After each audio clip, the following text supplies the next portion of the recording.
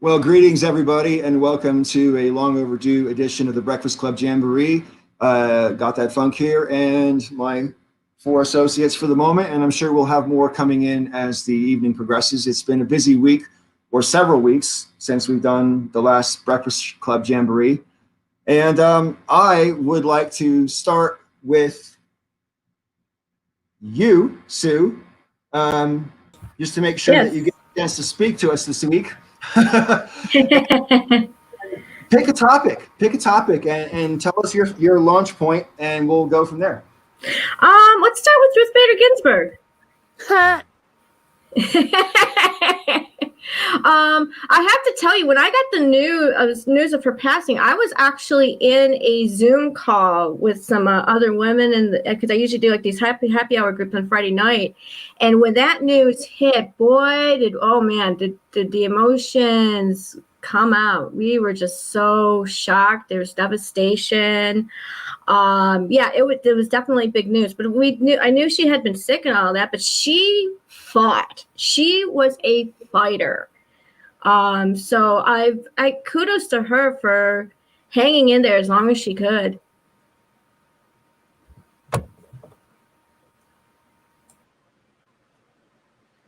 What, me? Okay. Yeah, Are you asking for a topic or my opinion on Ruth Bader Ginsburg? Okay, fair enough. If anyone abbreviates her name as RGB instead of RBG, you will get a CMYK joke. Just saying. Other than that, when I found out that she had died, it was on Facebook, scrolling, oh, holy crap. And then I looked at the future before us, and I had to laugh or else I'd cry.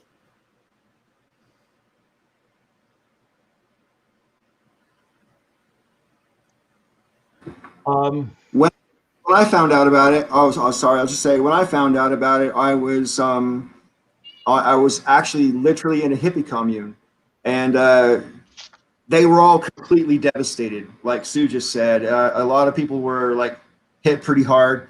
I think it's not just what she did and what she accomplished, but the fact is, as everybody correctly would have been able to guess, now they're going to try to pull shenanigans to try to force through a Supreme Court justice. And that's where I'll leave it, because I know other people want to talk as well. Yeah, I mean, I was in a Zoom call with some people playing games, and I was waiting. Other people were talking, and I was waiting my turn, and I just jumped onto Facebook actually, just to kind of catch up on things. And I saw someone post it, and I was beyond devastated. I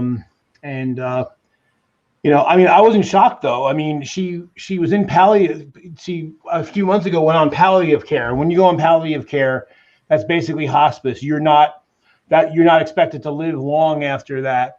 So I was kind of surprised she lasted as long as she did. I'm glad she, like you said, everyone said, I'm glad she stuck it out as long as she could. But not to start a fight, but this is literally what I was on about last time, about not letting Trump get in the office, because I expected that she would not survive, because she was already 80 something, and this was so basically it's everything I hoped wouldn't happen but expected would, and of course I expected that the Republicans would be hypocrites and liars, because they're always hypocrites and liars. The rules don't apply to them. And so now it's just a matter of what we can do. I just hope that if Biden does win and the Democrats do take the Senate, that they stop playing nice, stop trying to play by rules that the other side is not going to abide by, because if the Republicans have power, they do everything that they're allowed to do under the law with their power, and sometimes outside of the law. I'm not saying break the law, but if we have the ability to do something that's good, we should fucking do it and not give a fuck whether they like it or not. And that includes packing the courts if we have to. It also includes, right, supposing that we get a working majority in both houses, or a supermajority, even better, in both houses, we shouldn't even slow down to consider any kind of bipartisan anything. Nothing. Literally nothing. sorry, you guys, it's not your turn anymore. It's our turn now. Go.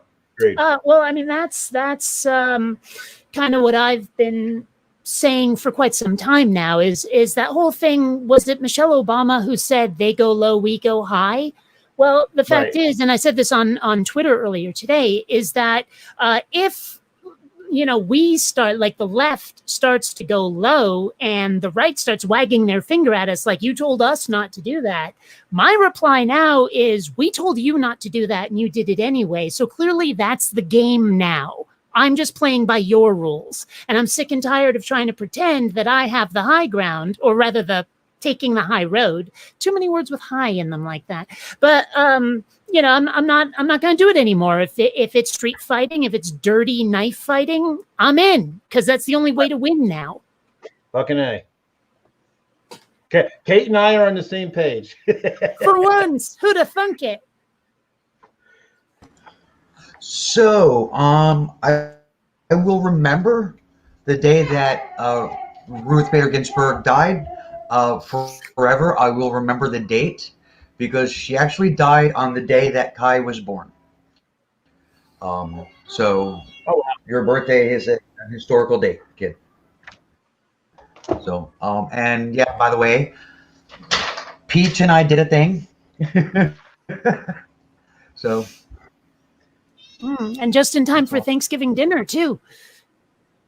Right? It'll be right by then, I'm sure.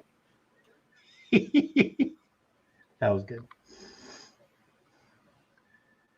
Yeah, I don't really know much more to add to it. Serious Mind said it well. She wasn't in good health, and it was expected she was going to pass soon. And I'm sad that she passed, but it was definitely expected. What do you guys think of the rush to get a new justice appointed? I mean, I can pretty much guess. I'll tell you my own reaction. It doesn't surprise me that they were going to try this, because they're completely shameless and have no principles, right? But I want to be surprised by it, because it's the same motherfuckers doing it now that said they couldn't do it 4 years ago because of Reason X. And we all know Reason X was an election year. And back then it was 11 months off, and now it's not even 11 weeks off, and they want to do it all over again. It's an insult to every American's intelligence and integrity that they think they can push this shit through. That's my 2 cents. What do y'all think? Well, I mean, this is just actually more of a question, more than anything else, because they've been throwing a lot of names at us since this whole Rose Garden massacre happened, and that was announcing her nomination for the court, right? But doesn't their nominee now have COVID? I mean, I remember reading that, but I like I said, so many names. I swear I saw her name. Their pick for the court was one of the folks who's positive for COVID. Okay, so that is true. Okay, good. Yeah, there's some speculation that she's actually the source. Well, yeah, she had it in the summertime earlier this summer, but apparently never developed symptoms. So I'm curious to know, if you test positive, and then test negative. I don't know. I don't know enough about what a negative test my mom had it. So, I mean, basically what they do is because sometimes you get a false negative, sometimes you get a false positive. So they always confirm at least two in a row positives to say that you have it. There are antibody tests to see if you have had it in the past, and they do not consider you clear until you get 2 negative tests in a row. Because my mom was considered sick for actually more than 2 months. Like it took she was known to have it for 2 months, and then it took 2 more weeks to get confirmation that she was no longer infected. Right. Well, I think the nominating ceremony, since we seem to have migrated away from talking about RBG specifically, the nominating ceremony seems pretty obvious to be the main spreader event. And also obviously confinement on Marine One and Air Force One, no doubt helped it along from person A to person B or whatever. you know, I've had a lot of time to give this some thought, because when the news came out, and I was mentioning this to Rob before we went on live, but when the news came out, I was perfect. I was incredulous myself, because he's lied to us so many times. And the fact is, that was the worst news day I had ever seen in my life. You had the whole Kimberly Guilfoyle sex scandal, sexual harassment thing. You had the Melania tapes that came out that day, where Melania was basically saying, fuck the kids and fuck Christmas and all that. Completely forgotten about, wiped out. We're not talking about Trump's Proud Boys encouragement anymore. We're not talking about whether or not it's going to be Joe's fault or Trump's fault if the debates get postponed, blah, blah, blah. And so it just seemed awfully convenient. And I'm always suspicious. I'm suspicious anyway. That's the way my mind works. You know, I'm a suspicious of authority automatically. So I think there's plenty of reason. I think there's plenty of reason to believe that Trump is faking it, because he has a lot of motivation to. But as this goes on over just a couple of days, and more people are testing positive, and Chris Christie now in the hospital, it kind of looks less like a hoax. But I wouldn't be surprised at all. I think there's absolutely reason to believe it. Everybody's getting the COVID apparently. You're Republican. You're getting it. It seems that seems to be the thing right now. Yeah, it's like the new trend or something like that. And I wouldn't be surprised if you have a lot more coming through within the next few days. Just keep especially watch. the event here in New Jersey, the fundraiser here in New Jersey, not too far from, actually pretty much right in between where Rob and I live. There were like a couple hundred people. No one was wearing masks, and it was a buffet. That's all. You know, the big deal was somehow masks became political instead of practical, and it became a thing. Oh, and hi everybody. By the way, somehow masks became political instead of practical, and now it's a thing where, you know, if you didn't wear the mask, you were, you know, somehow you were standing up for something, and you're just being an asshole who is just gonna possibly catch some kind of disease and possibly spread it because you're too much of a dick to do the thing that makes the most sense, because your Lord and Savior in the White House told you not to do it. It's fucking stupid. I have a theory, Nathan. I have a theory about why Trump deliberately politicized mask wearing. I think it covered two bases with this one. Okay, first of all, by politicizing masks and making people assume that you're more likely to be on the left if you're wearing a mask, you make people on the left very identifiable for what they think they have coming up in the next 6 weeks, right?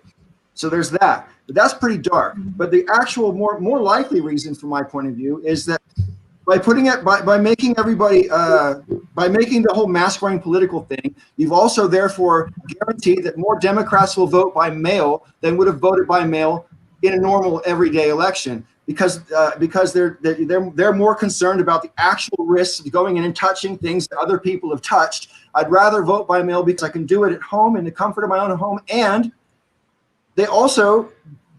Trump had plans to get rid of these postal ballots. That's his whole strategy. He admitted that in the debate the other night. And so like by making people vote by post, more likely to vote by post, and then saying those people's ballots aren't going to count for whatever reason. That's his whole strategy. It's nefarious, but I think that's his strategy. I think that's why he wants to politicize the masks and the people who take the virus seriously in the first place. Okay, I'm done. I was thinking that too. Hope feeling that gives Trump way the heck too much credit, to be honest. I think that masks got politicized almost organically, where Trump said he wanted to play down the virus. Now, personally, I think he should have stepped up like a boss and said, I got this, and then did what he needed to do. That'll make him look like the hero he thinks he is. But since he tried to downplay it and his excuse was we need more masks for frontline workers, then it became political because his worshipers decided that wearing masks was a bad liberal thing, and not wearing them was like a proud Republican conservative thing, and we're following what Trump says and da da da da da. I think that's at least how things got started in terms of masks or political. I mean, as for now, that's another story. And not only Well, a lot of that, people on the right. Oh, because the whole thing with people wearing masks is they're afraid. They're afraid. That's those liberals. They're afraid. Soy boys aren't real men. They have to wear a mask.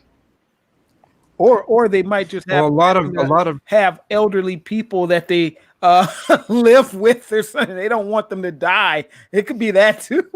Well, and given that masks Well, a lot of- protect other people, not yourself, then that's pretty stupid. It's like I'm wearing a mask for you. But yes, Kazoom.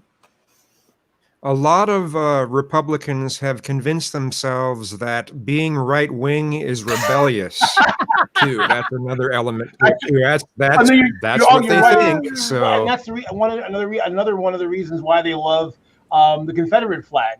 Because I mean, yes, they're bigoted too, but the other part of it is they identify this idea that we're the rebel, and and they're not. They're so not. It's hilarious. But the thing is, Kazoo cut out for me. What did he say? I said that I said that sometimes Republicans and right wingers they think that they're rebellious. So to them, not wearing a mask is rebellious. Yeah. Well, they already think they're being oppressed because they're Christians. Yeah, well, and the thing is, they do very much. I mean, it's part of their ideology, and you hear it. I've heard it for 30 years, where they don't want liberals telling them what to do. It doesn't matter if you literally said you should breathe air, they'd consider whether or not they should, because liberals told them to do it. And can we try that? I was just about to say, you just gave us an idea. I'm happy to try it, because that's, in a way we are, because that's what's happening now. They literally, to them, it's a badge of honor to not wear a mask, because again, they think that that's tough, because they think strength is what any other weak person thinks is strength. It's all balls. It's all balls, no brains, and it's never about just like when they're sitting there with all their guns. I mean, they always say that they're tough and they're not afraid, and yet they need a fucking AR-15 to go to Safeway. So how brave are they really? Well, that's something I've been pointing out, is if the virus was something that was visible and you could shoot it, they'd be all about everything. But because it's small and invisible and you can't see it and it's insidious, to them it's like not the same as, say, like a Nazi trying to come at you with a gun. It's not in their wheelhouse as far as fighting things. You know what? I'm gonna disagree there. I think that's all for show, because if some shit really jumped off, a lot of them wouldn't know what the hell to do. They would run out with their gun. If that shit didn't work out exactly the way they thought, they're done, because they have no other idea what to do. Let me amend what I said then. I mean their attitude. Maybe not what they'd actually do, but I think their mindset would be, oh my gosh, there's an enemy, let's kill it. And because it's a virus and they can't kill it, then they get frustrated and... Well, look at that stupid couple that they ended up having talk at the convention. Now they're out there with one guy with the AR-15, the other one with their pistol. It's clear from the way they're holding their weapons, they have no fucking clue how to use them safely at all. They're completely clueless. But it's a security blanket. And half the time they're pointing it at each other, which made me laugh, because if they had discharged those weapons, they would have killed each other.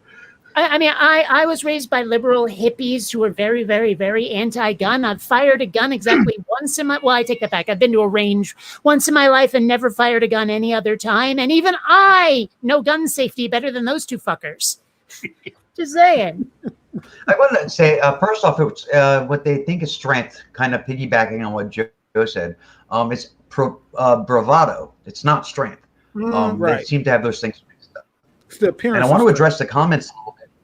There are some things in the comments that are being said that just aren't true. Tommy had mentioned that early on, Fauci had said in the CDC and World Health Organization said not to wear masks. Now that's true, but the reasoning for it wasn't because masks weren't effective. It was because there was a shortage of masks for the emergency personnel who needed them. Right. After that, they said to wear a mask. Green Machine says that Fauci's still saying don't wear a mask, and that's completely untrue. He's on TV on some channel somewhere almost every night saying that the mask is our best defense that we've got. And the CDC director Redmond, I think his name is, the Trump appointed guy, he actually pissed off Trump because he came out and said that a mask is actually the best defense we have. So I also want to address Tommy. one thing that no, go on. Well, because Tommy's saying he's being sarcastic, but he says, I guess every single Biden supporter wears a mask. Not well, no, and of course that is a straw man because no one said that every single person on the right doesn't wear a mask and every single person on the left does wear a mask. Statistically, though, it's very easy to demonstrate who's on board with masks and who is not, and you know that, Tommy. So that's kind of a dishonest thing you're doing there. Well, and as I understand it, Fauci was basically told to lie to try to support that whole thing about how we can't have a run on masks, we can't have a panic.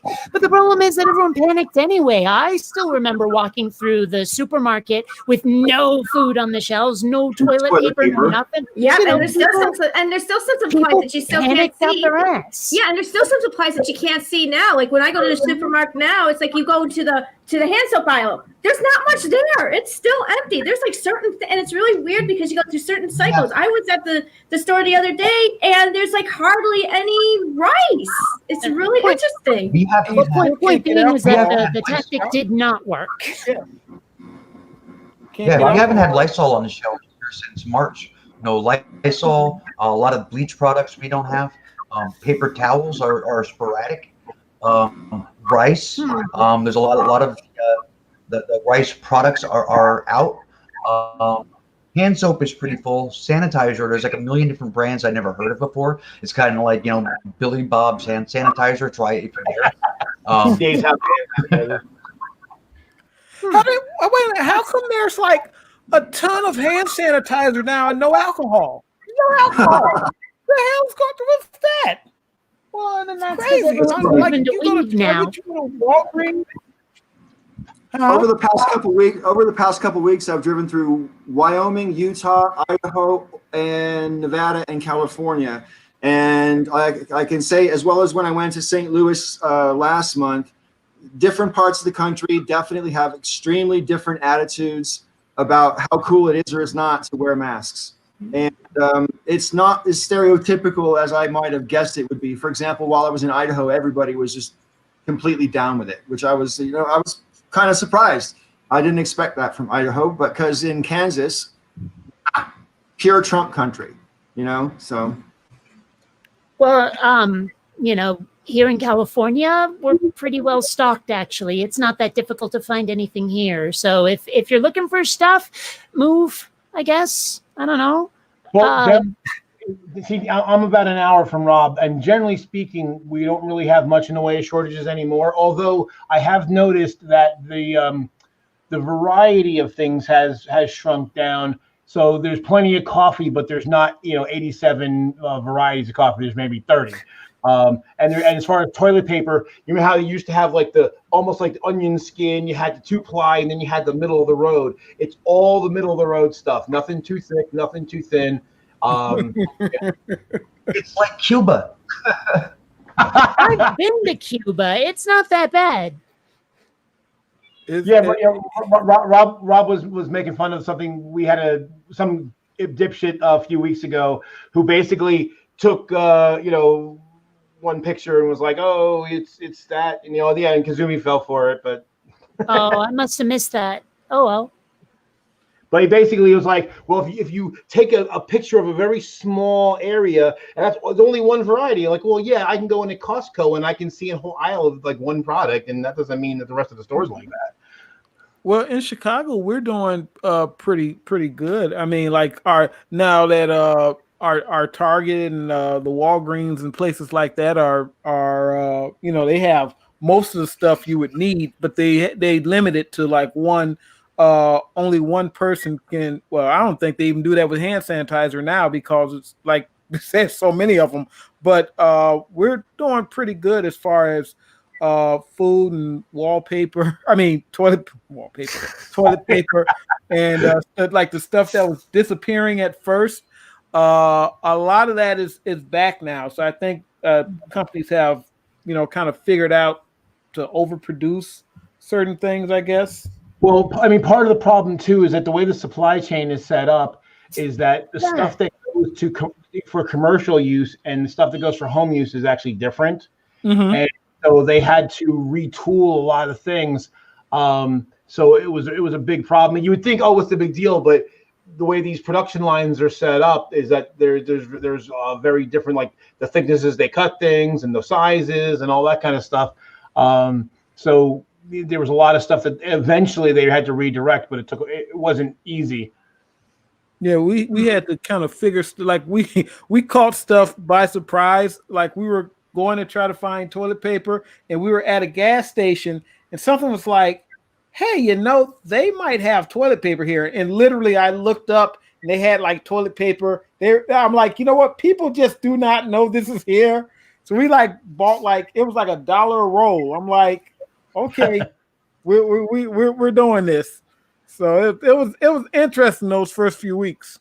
I was pretty surprised when I moved here. I always associated hardware stores with like hammers, nails, and boards and stuff. But the one not too far from me has a huge housewares section. And I you can find stuff there that you can't in the supermarket simply because no one would go to a hardware store for that. You know, so that made it a lot easier when the pandemic hit. Just like right away, I was able to find this secret little stash of stuff. Didn't last, but it helped me have a buffer against being completely out. No, that's even the hardware store near me too. I mean, they have like a whole variety of things, like the housewares, like you said, like you don't normally find anywhere else, which is nice. Now here in Michigan, and I want to know from you guys. What has been opening up? Have you been doing like a slow opening or a quick opening of because like here in Michigan, for example, starting pretty soonish, they're going to be opening up bowling alleys a little bit more. They started opening up gyms.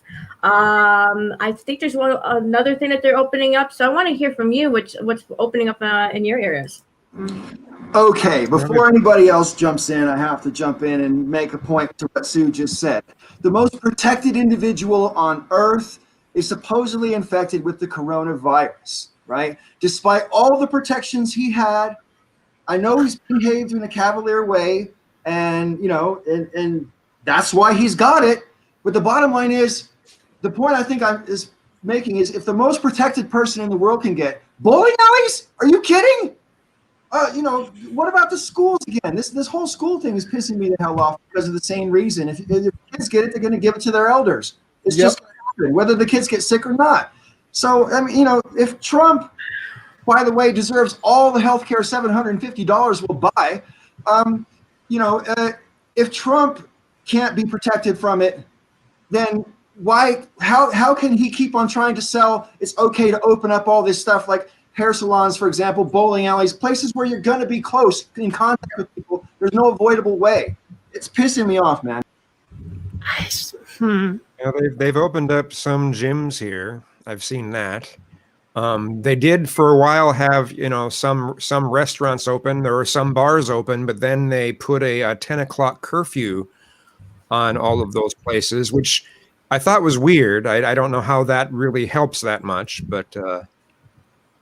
Well, here in San Diego, we're actually being pretty diligent about it. I mean, it's rare to see someone without a mask. It's actually kind of rare to see someone dick-nosing, right? But I think they've done a couple of foolish things, like opening up restaurants, because I see, they say outdoor dining only, or takeout or delivery, so you're not eating inside the restaurant. But some of these places, the outdoor dining, the tables are like really close together, and all these people have no masks on because they're eating. So it just doesn't seem like social distancing can possibly be effective. But in every other instance, besides dining like that, a lot of places won't even let you inside. Still, they have the doors open. There'll be a table blocking the entryway, and you have to deal with them through that. The places where you can still go in, there's usually like a big shield in front of the cashier and kind of stuff like that.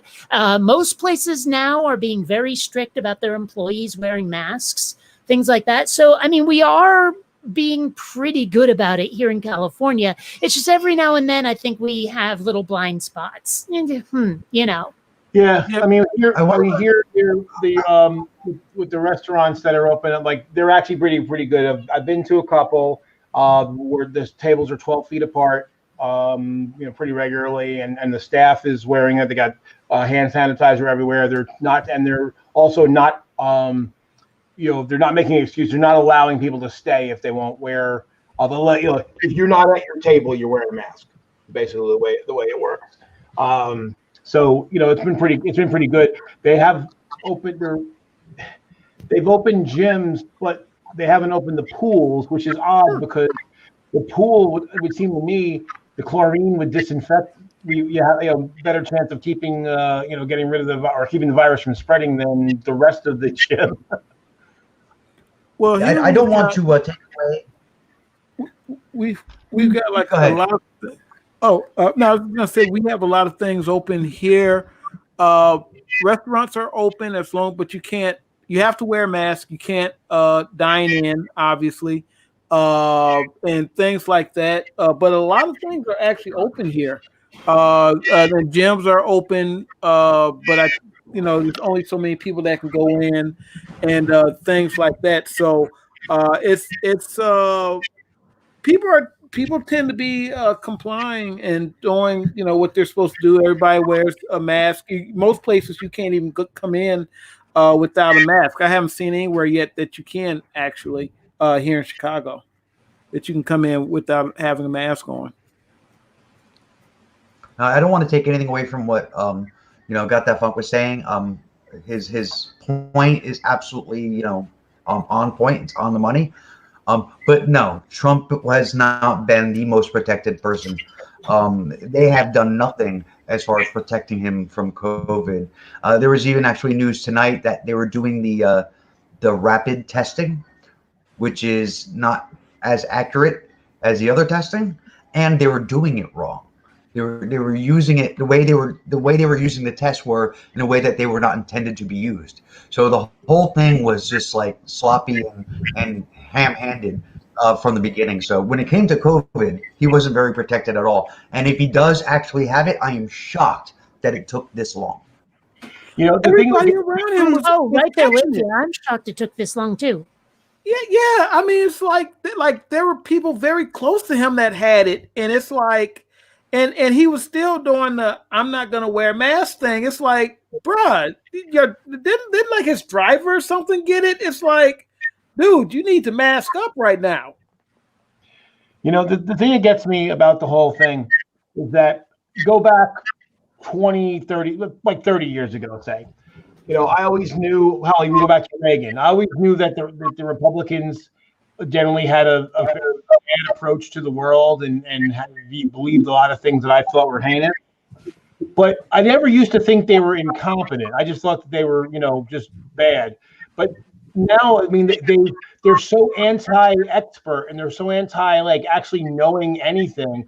It's like, if you say you actually have any knowledge, like they have disdain for you anymore. So it's just, they just do everything half-assed. Like even going back to Bush, you had Brownie as the FEMA guy, and he had no qualification. It was all about promoting your buddies. It had nothing to do with competence whatsoever.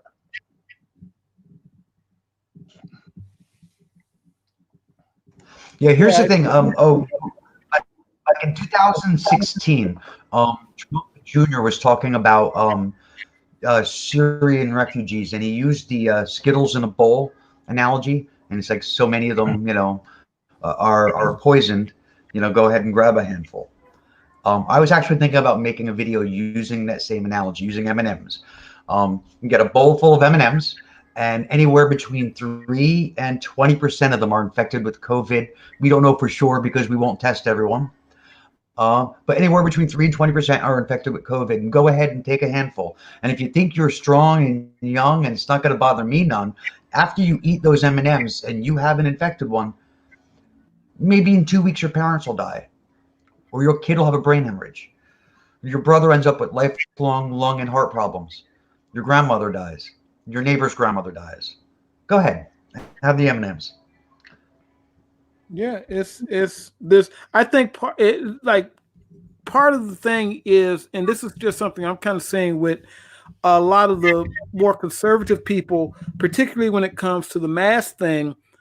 The idea of wearing masks is that it's to protect other people, and that seems to be like a thing where they're like, "Oh well, fuck them." It's kind of like this thing where, well, if it's not going to protect me, then why am I doing it? And it's really weird because the one thing about that would say that I used to like about people who would consider themselves specifically conservative is that they seemed like they had morals. That was always their thing. They played up their morality. But nowadays it's like there's like no fucks given. It's like we don't have to be moral, we don't have to be decent. We say a lot of Jesus stuff and then we do the exact opposite because screw that guy, he's not Trump. It's the strangest thing I've ever seen. And this is just a weird, and I know there's like a lot of modern conservatives, a lot of non-religious conservatives nowadays, but at the same time, it's just the ideal of if it doesn't help me, then I'm not going to do it. It seems like that's an attitude that kind of permeates that that thought process. Is it's got to be for me and my family, and if it's not, then I'm not doing it. And I think that too is kind of behind, because people kept saying, well, the mask isn't going to protect you. Well, no, it's not supposed to protect. It's supposed to help protect other people. And if you're both wearing the mask, it's gonna keep the virus down. It's gonna help out in a major way. But this idea of just wearing a mask is so aggravating. And then like you have all these people pretending like it's the worst thing in the world. You would think that we were taking people to torture chambers or something because we were like, hey, dude, wear this mask. People have made that exact comparison. They think they've compared it to slavery. They compared it to Dachau, and having ancestors who were slaves and relatives who were in Dachau. That's really fucking insulting. I know, right? What it seems to come down to, though, is they just, number one, they don't like being told what to do. But number two, they actually do like being told what to do by the people they've chosen as their demagogue, because they'll be Trump to the ends of the earth. It's just those darn liberals who and so it's like, to them, they would have worn masks if it was their own idea. But when other people are telling them that you gotta, for other people, you're right, like add in the for other people part, and it just makes it worse. But I think if we had told them you have to protect yourself, they probably still wouldn't have, simply because they would have said it's some sort of plot, and it's all like whatever Trump says is right. So if Trump parroted a scientist, they'd be like, we believe in science now. But without that, they're just like, they listen to their gut and their lizard brain too much. Well, to Kate's point, about whether it's the idea comes from them.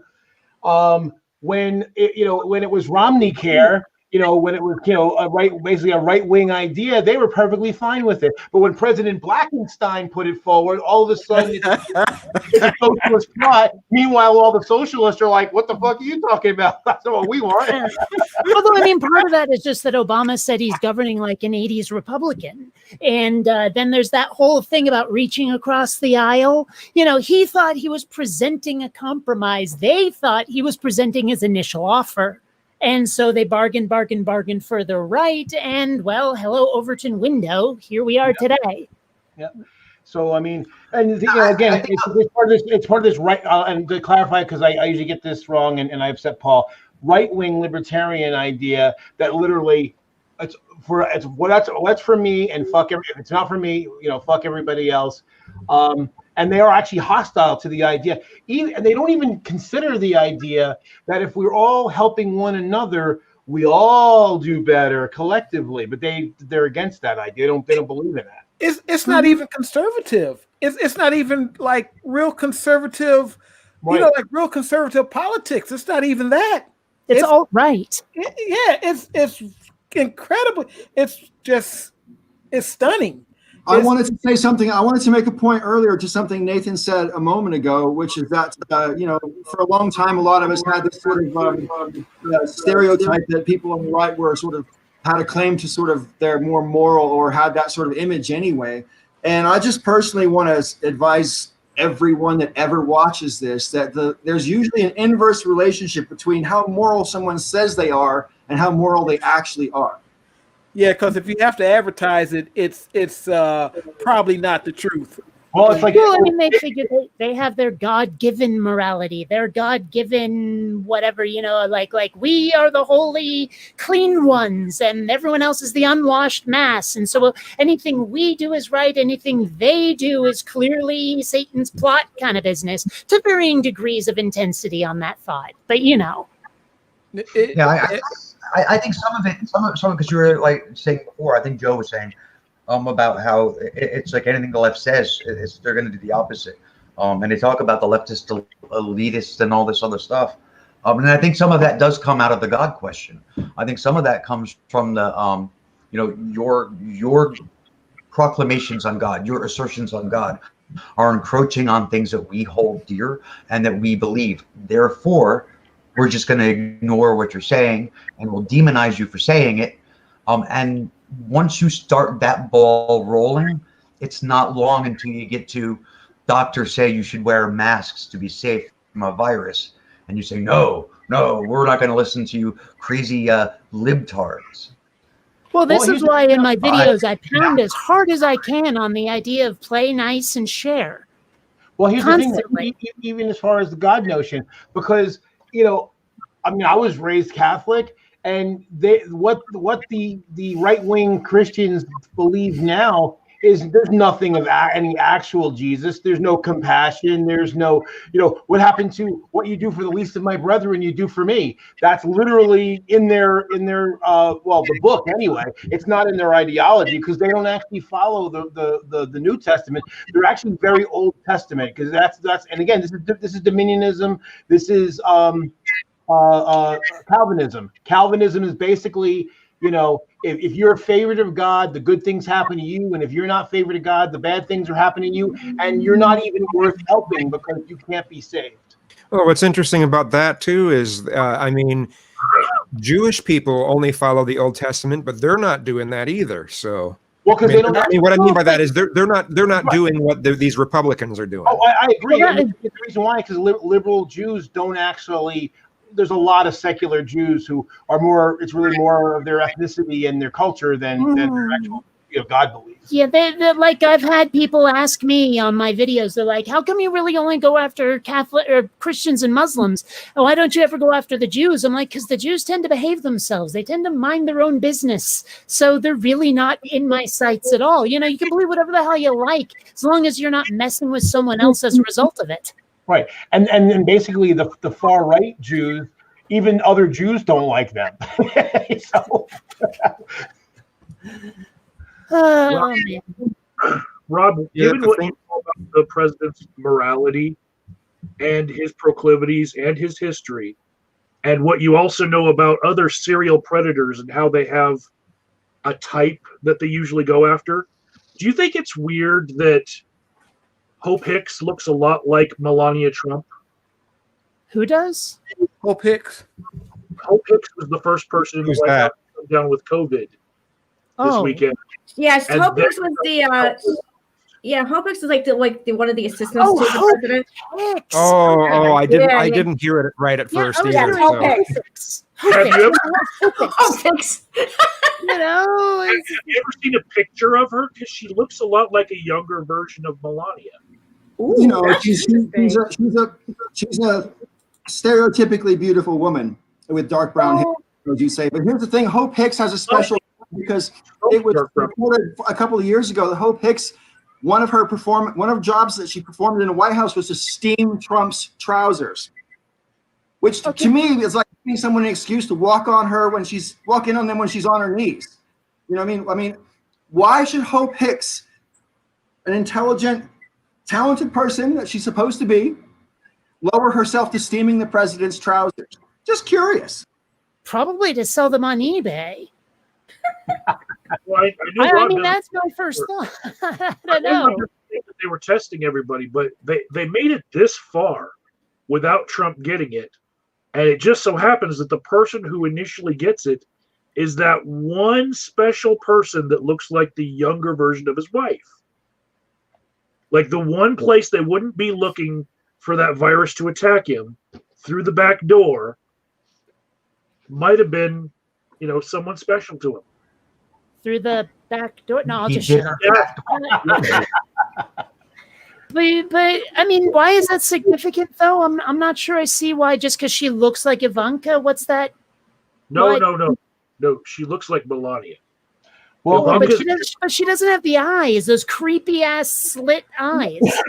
Well, see, it goes to though. If you watch, I remember John Oliver did a thing about Fox News and all the women who are correspondents, and it's like the Nordic prom queen, events. They all look very similar. They all have blonde or light brown hair, and they all look the same. Well, did you know they have actual like rules for them? Like they have to wear a dress and they absolutely have to cross their legs at the ankle and definitely not at the knees, and all these weird like appearance regulations to be on Fox News. If you're a woman, it's fucked up.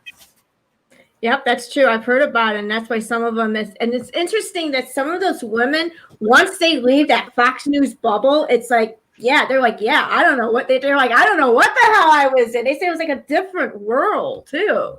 But that's their audience.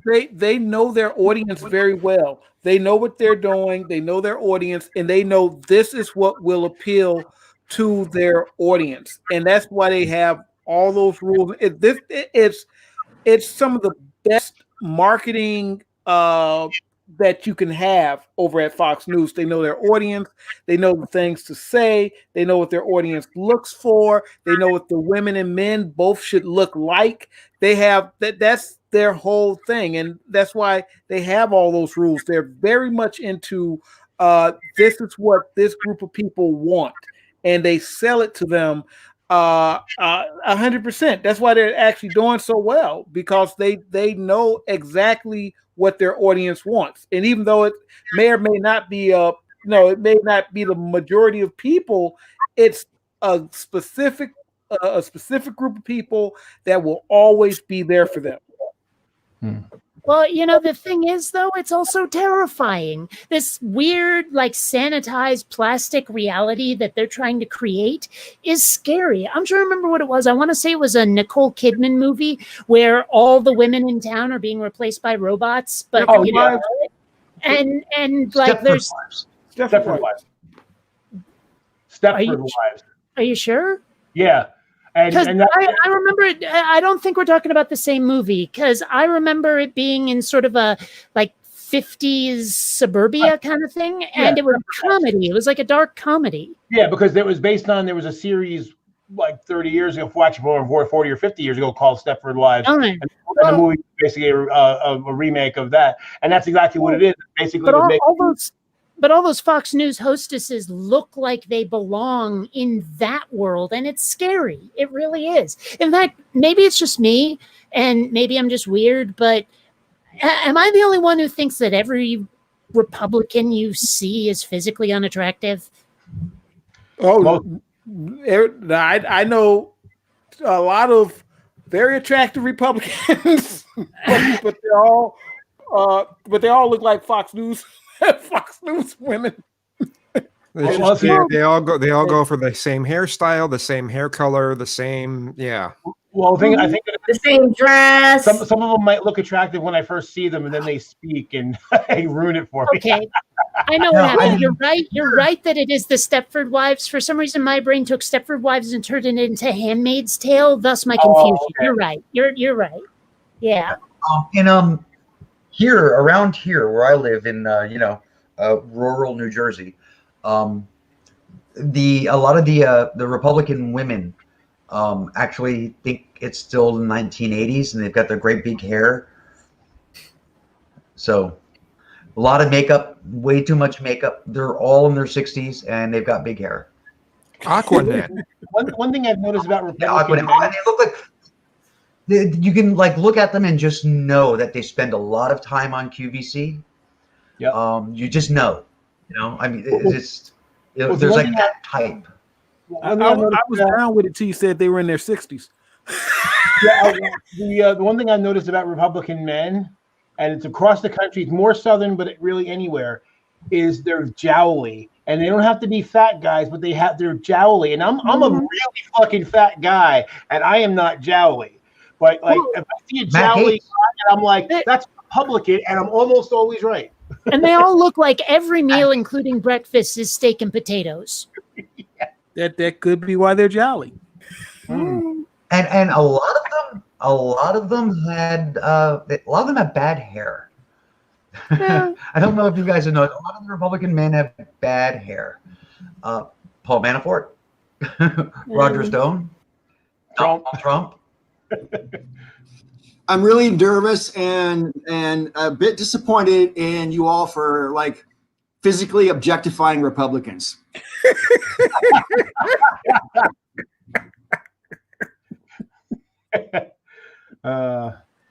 I wish I could point to a Republican and say, "Oh my gosh, if you believed something else, you'd be hot," but I can't think of one. Like even the ones who sort of look like they ought to be models, like they're that kind of attractive. Something about it is a turnoff, a complete turnoff, simply because it's I don't know, too plastic. To get away from the objectification of Republicans, here is my assertion for the day. All right, I've been going on about this all day long. Bert and Ernie are a gay couple, and they are in an abusive relationship. Ernie is emotionally abusive to Bert. If you ever watching Sesame Street, you'll see it immediately. He's constantly gaslighting him, constantly fucking with his head. Bert is an abuse victim. But then again, he's also a bit of a stick in the mud. And I'll be honest, like there have been times where I've basically tortured someone until they can like chill out, I guess, where it's like, and I'm not the only one, like I've been in groups of people where like you get that one person who is just so stodgy. And so you just start ragging on them until finally either they leave or they get a sense of humor about themselves, And I think that's what Bert is. Bert is that guy who gets taunted and tormented until he chills. Kazoom pop quiz.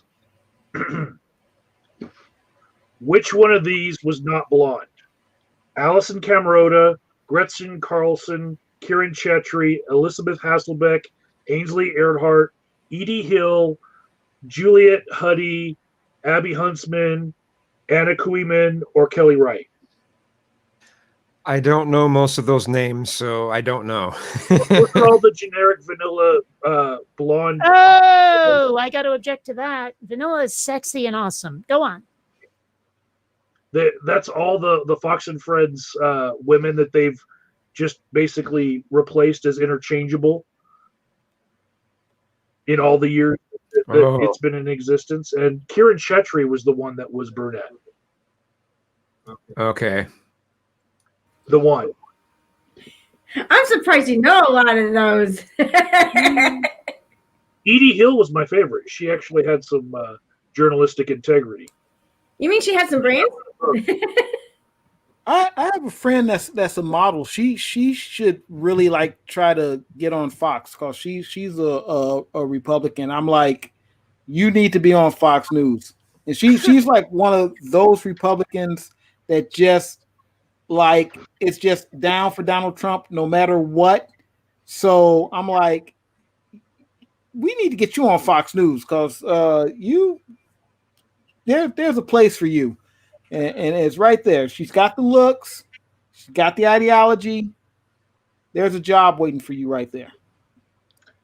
I'm not gonna, I'm not gonna necessarily help you get it, but it's there for the taking if you want. I no longer have her knees. What's it? Her knee? Has she ever had a knee injury at all? Because where you going with that? As scintillating as this conversation is, I want to for a second, because we sort of touched on, but considering that it's like the top thing happening in the world. I mean, the fact that the president is at the moment in Walter Reed Hospital, there's conflicting reports, but credible reports that says he's been having more increasingly severe symptoms. They've been throwing all sorts of emergency treatment at the president that they won't give normal people. Careful with that camera angle. You might show your boner. And all that oxymoxyfloxacin he's taking, right? Now I've got my boner in my head. Why? I'll be back in 3 minutes. Well, that can be taken a few ways. I completely forgot what I was talking about. Thanks, Michael.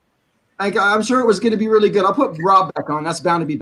I think you were trying to get us to talk about something more serious. Yeah. I mean, the thing about it is, I mean, they keep having him on to kind of show, oh, see, he's okay. But of course, he talks for 60 seconds and then gets off camera. Now, I mean, he's probably not as sick as liberals probably hope, but he's not as healthy as they're trying to make him out to be. What was interesting, I saw somebody dissecting something that one of the doctors said. They said he's not currently on oxygen, which is it's like they didn't say he hasn't been put on oxygen. He's not currently on oxygen. And the reporters kept trying to hold the dude's feet to the fire, and he just would not commit in any way. Right. Well, Rob, I know as a former soldier, Rob, you know that the president going to Walter Reed Hospital is not a good look. That's definitely not a good look. I mean, he's gone to Walter Reed before for nothing, which later he kind of let slip that it was he had mini strokes. But I mean, with Trump, it's hard. Any lever he has that he can pull to change the conversation, to change how he looks in the public's eye, to give him a talking point to launch from. He will do that. He will pull that lever. So I mean, I don't know. I don't know if him going to Walter Reed means anything. I think it says more that Chris Christie is in Morristown Memorial Hospital. That says more because Chris Christie doesn't have the resources and doesn't have the entirety of the federal government at his disposal. So Morristown Memorial Hospital is not going to, sure, Chris Christie, we're going to cover this up for you and lie to the public about why you're here. No, I mean, he's there because he's sick. If he's sick, he got it when Trump got it, which means Trump is probably sick. But in a weird way, I kind of hope that Trump survives. But I don't know if they have to do this if your COVID gets bad enough, but I kind of hope Trump survives with one of these things. With a tracheotomy going on. For some reason, that would amuse the hell out of me because he can't use both hands to speak anymore. Well, the thing that gets me is that if he he'll probably survive, but if he does die, my plan is if when Republicans say something, I'm gonna say, oh well, he had comorbidities. It doesn't count. Oh. They find every way to letter of the law versus spirit, don't they? Well, and the thing about it is that they love to try to compare it to the flu. But if you get the flu and you die and you had comorbidities, they still count it. In fact, most of the people who die from the flu die because they have comorbidities. It generally kills people who have other health problems. It doesn't kill healthy people, generally speaking. I'm going to change the topic a little bit here. Today I spoke at a Michael's shaking his head no, now he's gone. Anyway, today I spoke at a Democratic event for some local candidates who were running, and because I'm running for county office, they asked me to speak. So I spoke. At the beginning of our event, it was an outdoor event in front of somebody's house in their driveway. Their neighbor is a Trump supporter. And at the very beginning of the event, he called the police because he thought the cars were too close to the fire hydrant. And then he stood out in the street and started screaming about, cars being too close to the fire hydrant. Then his wife took their car out of the garage, SUV, and opened the back door. Hey, big guy. And opened the back door and was blasting the radio. Kind of trying to drown everybody out, like my little guy was just doing. And then he gets into his car. He's got like this monster car, muscle car, and he's like revving the motor and everything else. And he's like laughing, driving by, laughing at everybody. Goes around the block, gets out of his car, goes in his house, comes out with a Trump flag, and he has a pickup truck parked where everybody was parking their cars, and he puts his Trump flag on the pickup truck. And that, to me, that's the entire Trump's base. That is Trump's strategy. It is Trump himself. It's bravado with no substance, and it's intimidation. Because that's what he was trying to do. He was in. When you mentioned the Trump flags there, I thought I'd bring into this point. Yesterday, there was about, I don't know, maybe 15 to 30, I'm being generous, Trump supporters cheering for his recovery at Walter Reed. This morning, there was like half a dozen. And then this afternoon, as I was driving across Utah, I was scrolling through my Twitter, and I saw that Gavin McInnes, founder of the Proud Boys, has gone to Walter Reed Hospital to show his support for Trump.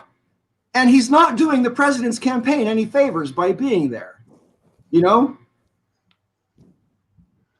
Well, you know, the other to Rob's point, the other thing I found was kind of funny about that, like Rob said, is the intimidation. But also, the right wing is always going off about, you know, free speech and how the left is against free speech. But that guy was literally trying to disrupt your event so that you couldn't speak and so you couldn't be heard. So that's why they're such bullshit. They're so, you know, same thing with cancel culture. I'm like, what about the Dixie Chicks? The Dixie Chicks said they were embarrassed by Bush, and Republicans went out and burned their Dixie Chicks albums and boycotted. So they do the same shit we do. I think sometimes they do worse, but they're no better than us.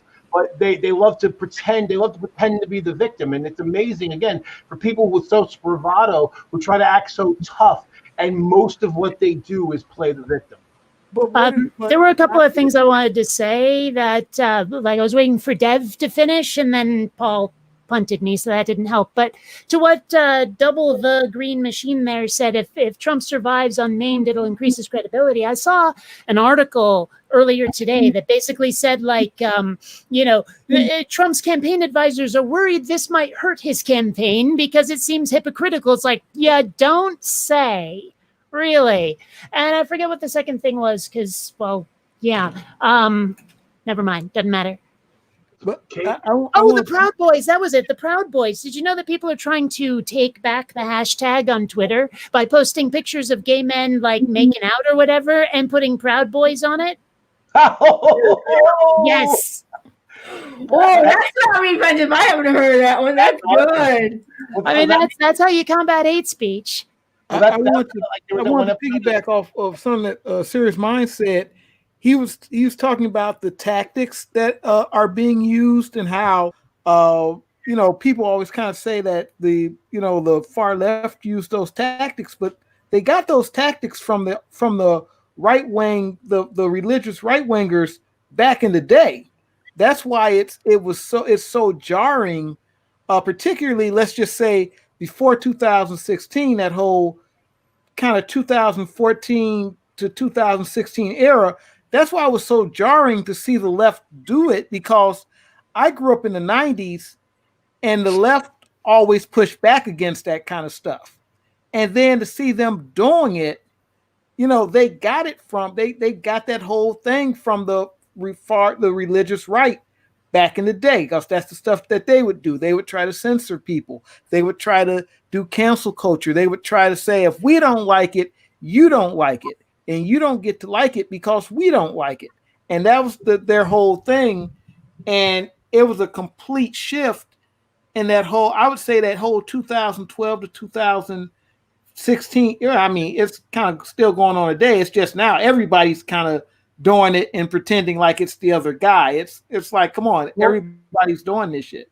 Yeah, but here's the thing, though. Like, I remember there was a thing recently where a bunch of comedians signed this thing. It was Jerry Seinfeld and Louis C.K. and Dave Chappelle and Chris Rock, and now Michael Palin, and everyone's whining about, oh, we can't make jokes anymore. I'm like, bullshit. You can make any jokes you want. The thing is that, and you don't necessarily get to say them without comment. But the funny thing about it is they love to point to George Carlin. But the thing is, unlike them, George Carlin was actually arrested for shit he said. He got sanctioned and sued. Yep. Lenny Bruce was constantly harassed by the police on a regular basis. So this idea that it's so terrible now, it's such incredible horseshit. And the one that pisses me off the most is Bill fucking Maher. He's got a worldwide platform. He says whatever the fuck he wants, which is fine. It's his due. And then when he gets pushback from Twitter, he whines like a fucking baby. And it's funny because he keeps complaining about how people shouldn't listen to Twitter, and yet every fucking episode he goes off about what people on Twitter are doing. And it's like, well, asshole, if you want Twitter to not matter, act like it doesn't fucking matter. But they just complain. And Michael Palin recently signed up for this thing, and he was saying, well, people should be able to joke about what they want. You can, Michael, you can, but that doesn't mean I have to go. It doesn't mean I have to laugh. I don't have to participate or support it if I don't want to. And I get to, and part of Space Street, I get to say, hey, that joke you made fucking sucked. But you know, it's clear that the words missing are with impunity or without consequences is what they want. Right. Well, a lot of what's changed now, though, is just people spend so much of their lives on the internet now. Internet culture is kind of the town square to some degree now. It's where people spend most of their time. People walk around glued to these things. So when online, the way people react online has a lot more effect on people's lives than previous. So. Well, I think that's part of why the Democrats and the Republicans are the way they are now. And I don't mean the electorate, I mean the politicians, is because they haven't quite caught up to the information age. They haven't quite caught up to the digital age. And they expect to be able to get away with a lot of stuff without being fact checked. And they don't quite realize we're not in that era anymore. And it's biting them in the ass. And I don't think they know how to cope.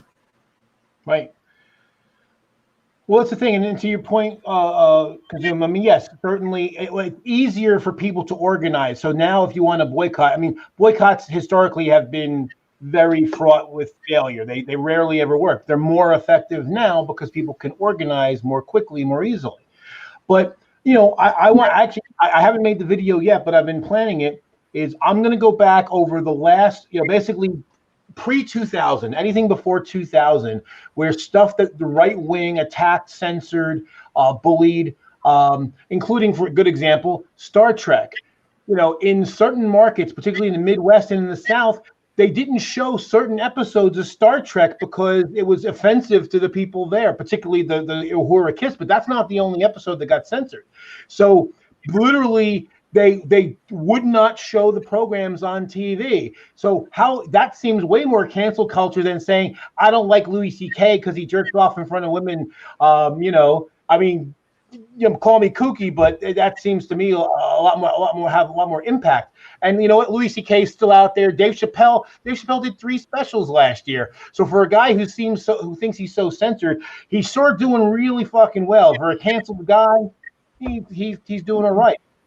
Well, and the weird part about objecting to things like cancel culture, I mean, part of the right-wing mindset, the sort of capitalist mindset, is that the free market is supposed to just sort itself out. People rise to the top if the public wants to purchase what they're selling, and vice versa. And so, I mean, if people are canceling you, that's the public opinion about you. Clearly, your business venture has failed. But apparently, that's not the way they want to look at it when they are the ones failing. Actually, you know what? I'm glad you brought that up, because I agree with that, but not. I was gonna say that because you were talking about how George Carlin got arrested and how back in the day, people like who were saying those type of things, they had actual things that happened to them. But the worst thing that happens to you is when your money is taken away. And that is because you can go to jail, but you're only going to go to jail for, you said some shit. You're only going to go to jail for, a day or something. When your money is taken away, that's a problem. And that's why actually, Lenny Bruce was repeatedly imprisoned, and eventually the stress of everything going on contributed to his death. So let's not. And what do you mean by his money? Their money? What do you mean by their money being taken? Like their lost revenue? Well, when people talk about cancel culture, the thing that they're really afraid of is if you get, quote unquote, canceled. Typically, what happens is people stop working with you, and therefore your money is taken away. That's why cancel. Okay, so if I that's why people get freaked out about it. Right. If I work in a fast food restaurant, and I do a really shitty job, where people don't want to work with me, or I have a lot to say that offends customers, or I'm just really bad at burgers together, and they fire me, it's because I did a really bad job and I offended people and had some really shitty things to say. Not because somebody took something from me, because I did it to myself. So if the people around somebody, no matter what their place in society is, whether they're a comedian or a songwriter or a fast food worker, if the people around them, if the general, not everyone is going to agree, but the general population thinks, yeah, kind of fuck you. Nobody's taking your money. You've been told to fuck off. But it's not. That's the thing. It's basically a fight between everyone changed to suit me versus me changed to suit my environment. And clearly they think everyone else should change to suit them. It wasn't my fault I pissed everyone off. It wasn't my fault. They just wouldn't accept me. Well, let me. I'm going to challenge that. All right. I've been following the whole Comicsgate thing. You guys know I've been following that shit for like since it started. Say it again because I didn't hear it. The what? Comicsgate, the whole Comicsgate thing, like when it first started. So no idea. You had it's Comicsgate was like a thing like Gamergate. Okay, it's kind of, but it's comic books instead of video games. Okay. So you had a guy who was talking about how comic books have changed and how, there's a lot of far left ideology in them. Well, what ended up happening was people told him, hey, if you don't like our comic books, then make your own. Guess what he did? He made his own. And it was successful. Except when he went to publish it, the people who told him to make your own comic book, well, they got his publishing deal snatched. That wasn't the free market. That was a group of people specifically who didn't want his product out there who stepped in and stopped it from happening. That's the type of stuff that people are afraid of. And I mean, like nowadays, cancel culture isn't even as... Nathan, that's still part of the free market, because basically that publisher made the decision that their money was more in line with the other group than him. So, and again, that's not But new. that's not how it worked, though. Well, but I mean, you say that's what people are afraid of. Somebody actually, because there's a lawsuit about it. Well, there's a lawsuit about it because the company is still going to publish it. But there's a person from Marvel Comics. His name is Mark Waid. This is a lawsuit you can look up. Mark Waid threatened these people. He threatened the publisher, told them that he would make trouble for them if they published this book. So that's not free market. That's literally people. Okay, but a couple of things about that. Number one, whenever like a right-wing group or a religious group is told make your own, inevitably what ends up happening is they just soapbox. Like what they produce is way too self-aware. I mean, look at God's Not Dead. They couldn't just make something that happened to have their values under the surface. They had to pound it right in your face. And I think that's part of why they don't succeed as well as perhaps they might like. But also, I mean, you gave us an instance. One.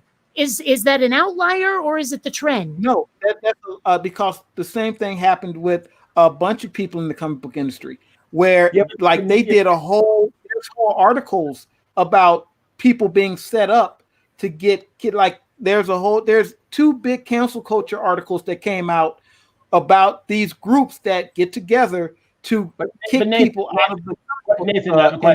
Nathan, I have a question. Now, what did the guy from Marvel threaten with them with? Something that was going to affect their bottom line, right? Yes. But the thing was that's no different than any large, like Microsoft. The way Microsoft and any other large, whether you have an oligarchy or you have a monopoly, that's when these big companies use their economic power and destroy their competition. It's not any different. Well, how about with Spotify employees at Spotify trying to go on strike unless Spotify censors Joe Rogan? Yeah, I think. Have you heard about that? I've heard about that. I think that's equally bullshit because that's not the people who are listening. That's people who feel there's this, for me, I'm just saying for me, there's a difference between the listening public and then these specific groups. A lot of times these groups don't even listen. They already have an idea and they say, if you're against this idea, we're going to take you down. And that's the kind of stuff because that's not like the average person who's just buying something. Those are actual groups who are intent on creating this environment. So there's that going on too. And when people talk about cancel culture, that's really what they're talking about. Because if it was a situation where well, like if it was, I was just going to say, let's just say a bunch of liberals for whatever reason ended up working at Fox News, and they worked there for 6 months, a year, whatever, and decide, you know what, this Sean Hannity's a fucking asshole. We're going to go to upper management and say Sean Hannity needs to go, or we're all going to walk out and we're going to strike. That sounds like the Spotify, a similar situation to the Spotify thing, and in which case those employees, the Spotify employees, are wrong. It's kind of like, fuck you. I mean, if you get a job at a place where they have all these different hosts, when it's like a media company, their shows are going to cater to the target that the audience that they're targeting. That's who they want to get. And if you happen to be an employee there and you don't like the shows, well, then get a job somewhere else. Well, actually, Rob, Rob, I'll disagree with you because I'll say the employees have the right to do it, but the company has the right to get rid of them if they want to. Exactly what I was about to say. And I would agree with that. Country, and I would be free to unionize. Employees are assholes. And let me point something out real quick, just about the comic book thing real quick. The book that was published, it was a book by the guy, the creator's name was Richard C. Meyer. He published a book called Jawbreakers. It was not political in the least. It was literally a comic book, an old school comic book, had no politics in it at all. It was a straight up comic book. And that's all he wanted to do was put out a comic book the way he thought comic books should be made, the old 90s style comics. And he got all kinds of hell for that. He was called a white nationalist until people kind of figured, oh, wait, half his family is mixed. Like literally all his children are mixed. Right. It was the weirdest thing. But I mean, historically speaking, aren't comic books political anyway? Yes. They're Depends on the comic. No. Yes and no. They're politics that are in comics, but historically, both sides were argued, and there was never this whole thing of the right and wrongs in comics were generally the right and wrongs that most people would kind of go like, okay, that's right, that's wrong. I mean, even like with Hitler being a bad guy, everybody could kind of agree. That Hitler guy, he's a bad guy. Well, but I'm thinking the most obvious. I'm thinking X-Men. Wait, say it again. I mean, well, I suspect that part of it is just the framing, because you started this and maybe the circumstances weren't quite like the timeline wasn't quite like what we heard. But you said that part of what he objected to was how much left-wing content was in there. And I'm like, if you start your complaint that way, of course, you're going to start pissing people off. Why not just make your own book without all of the, oh my gosh, you guys are so not me. And just make your own book. I mean, because right now I'm working on an animated thing where I'm like, no one's making what I wanted to see. I'll see if I can do it. And that was it. You know, there wasn't this whole, oh my gosh, Star Trek, you're doing it wrong. But the whole thing is why this is a situation where he was criticizing their books, not just for the politics, but for the lack of quality and because the way things are done now, you're not getting the best. You're getting the lack of quality. You're getting crappy stories. They're looking for an audience that is not there. You see it in the books, the money going out of the comic book industry. So he was criticizing all of that. The politics is just part of it. But the thing is, these people had never been truly criticized because the people who are writing the stories, they all want to write comic books. So they were cozying up to the comic book creators, just like what was going on in Gamergate. And so what ends up happening was when he criticized them, they went, it's one thing to say the guy's an asshole or we don't agree with him. It's another thing to literally go scorched earth and try to destroy someone's life because they called you out about your shitty comic. It's like, grow the fuck up. But wait a minute. Shitty comic is an opinion. You know, I mean, it is an opinion. Comic is someone else's like life's passion for all we know. You don't try to destroy someone's life because they didn't. In what way were they destroying his life? They were trying to say that he was a white nationalist. They were trying, and when they found out that they couldn't say that anymore, they just, you know, it downgraded to he's just an asshole. You know, they tried to say that he was a white nationalist. Huh? Were they correct when they said that? They were 100% wrong. This is a man who has his children are Jewish. He's got one Jewish kid, a Muslim kid, a kid that's something else. You've heard the argument before that if somebody says that I'm racist, I can't be racist because Joe's my black friend, right? Well, no, it's different when your kids. It's different when your kids are married to somebody who isn't okay of their race. I have to jump in so I can let someone else back on. I've got to say my bit because I want to let someone else back on.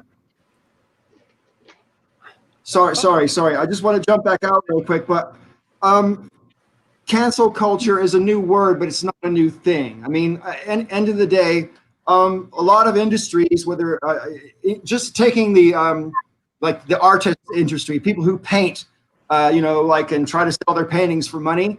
Mm-hmm. There's a whole in-group, out-group, and it's very difficult to break in. It depends on where you are and what kind of stuff you do and blah, blah, blah. And you may or may not bake it based on whether or not, and I hate to say this, but it's fucking true, whether or not you kiss the right asses. It's as simple as that. You kiss the right asses, you brown your nose sufficiently to the right people, and you might get off on a good career trajectory, or you might not if you don't do that. That's just painting. I know this exists in a lot of different fields. When I was in broadcasting as well, super, super hard to get into broadcasting. But once you're in, you can make a hell of a career at it. But it's hard as fuck to get it. Just saying. Well, I mean, I have some pretty big dreams for that animation I'm working on. I mean, I don't know if it'll take off or not, but it's my best work ever, and people really enjoy it. But you know, it's really hard to break into the industry, like you say. So, well, and again, too, as far as people, right-wing people complaining about left-wing content in comics, I can't take most of them seriously anyway, because quite frankly, like when Captain Marvel, the fact that she was a woman and people were freaking out, Captain Marvel's a man. Yeah, before 1980. So, it wasn't about so much to say about that. In fact, as I pointed out before, Captain Marvel was black up until about 6 years ago. So if they had actually done that one, just imagine how apoplectic they would have gone about, oh my God, this is liberal bullshit. No, actually, they wanted. I was raised on Christopher Reeve's Superman, right? I loved that Superman. That's the Superman I grew up on. And then, when the Superman Returns came out, and the director, I was like, oh my gosh, we're in really good hands, because he said, I will only make this if I can use John Williams' music. And they were like, okay. And I was like, dude, this is someone who probably will have some respect for my nostalgia. Except that the colors on Superman's uniform were muted in this weird way. Like the red was this sort of like dark, dusky red. And I'm like, that's not my Superman. That's not the Superman I grew up on. And then that what's his face, Henry Cavill, and they even took away the red panties and the belts, and I'm like, what the fuck are you people doing? Right? Now if I'm getting that pissed off about people not respecting my nostalgia when like they change the colors of the uniform, imagine how I feel when they take a character that I've grown up with and they turn them into something completely different. And that's the argument. And it's like, it doesn't even, the thing is, it doesn't even matter what the change is. The fact is, the comfort of the familiar is gone, and that's why I'm grouchy. And if you want a superhero or whatever who is a minority, then you make your own, something original. Yeah, that's what I did. I made my own. You know what I'm saying? I get that, but my point is a lot of them were millennials, and their entire life they didn't live at a time when there wasn't a woman. Captain Marvel wasn't a woman. But they weren't upset about Captain Marvel being a woman. They were number one upset. Bullshit!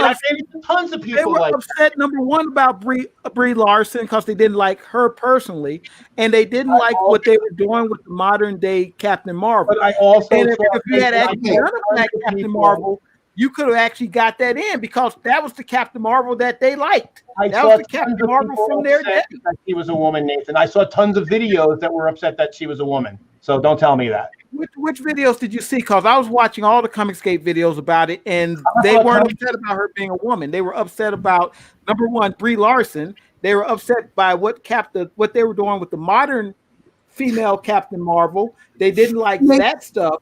It wasn't about her just being a woman. Nathan, you're just telling me they tried to cancel Brie Larson because they didn't want her in the movie because of her politics. And you were just 10 minutes ago saying it's not okay to cancel because of her politics. I'm not. No, what I'm saying is they were not mad about her being a woman. Yeah, they were upset about her politics, but most of them were not. Guys, I was watching these videos. I want to let Kazum and Rob back on, so I just want to say one thing real quick because Kate and Nathan and Joe weren't here. And Michael already knows this, but you before the show, when you're in the square I'm in now at the top left, you're in the hot seat, and that's most likely going to be when you're going to be the next person to get bumped. That seat or the seat that Nathan is in now, I try to bump from those two seats so that you get a chance to go around before you get bumped.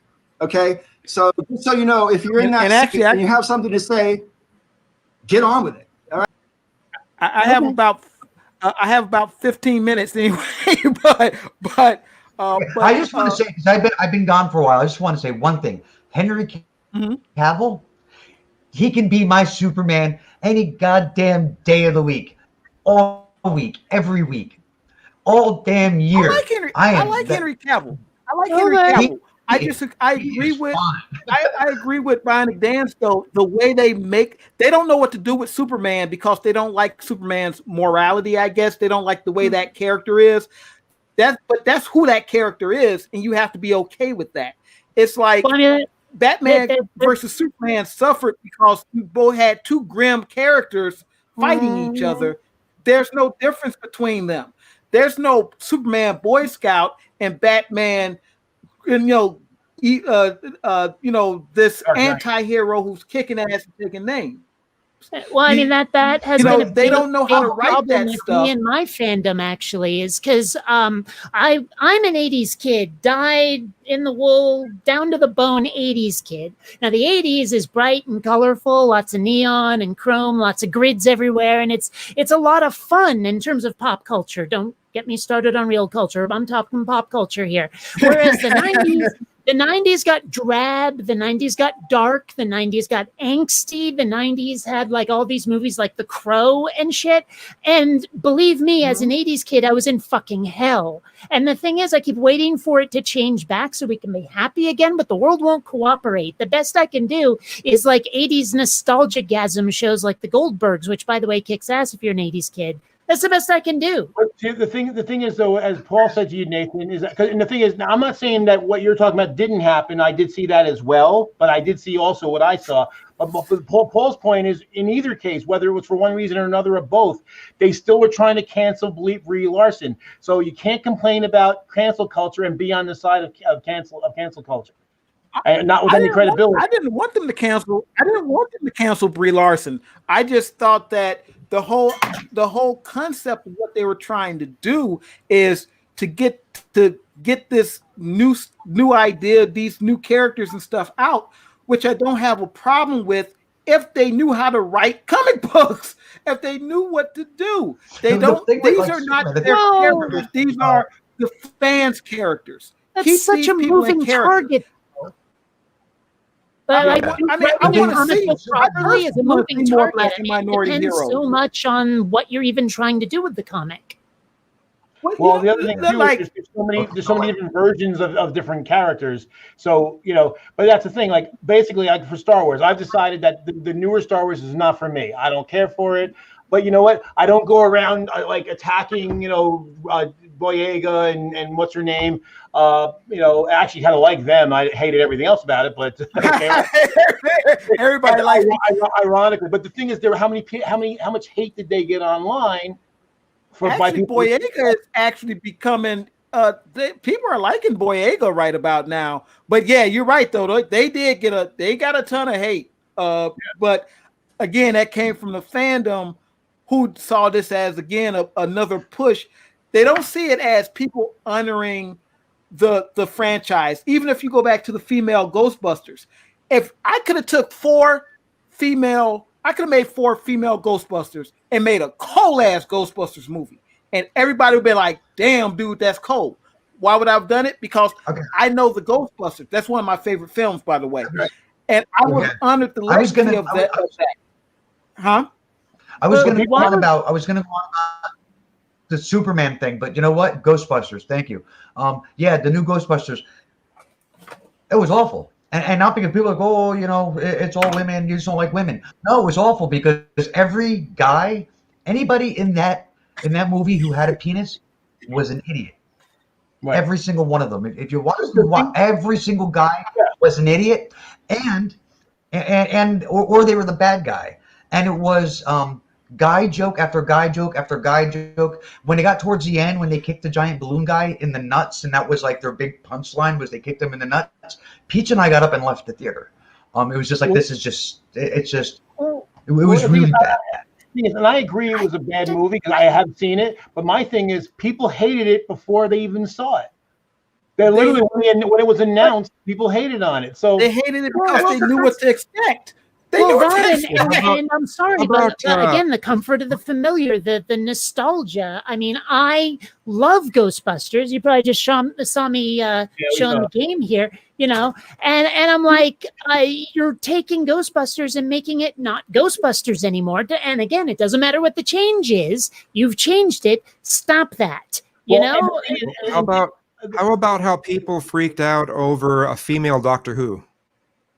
You know what? If we're going to have a female Time Lord, make it a Romana spinoff. That way you get the female Time Lord and you don't piss off the fans of the original. Everyone wins. The Doctor's daughter was female. I never liked Doctor Who. That was easy for me. Well, I mean, the thing is that when they start talking about having like a black guy as James Bond, and it's like, why not just make another black super spy? Because we already have a lot of James Bond. And the reply I got was, well, it's our turn. And I'm like, you think you get a turn at well-established characters? I don't see any issue at all with the black James Bond. I would see an issue if you tried to make a female James Bond. Yeah, that would be a problem. But why do it in the first place? Just make a completely new spy. Yeah, there's a comic book called Jonathan Fox.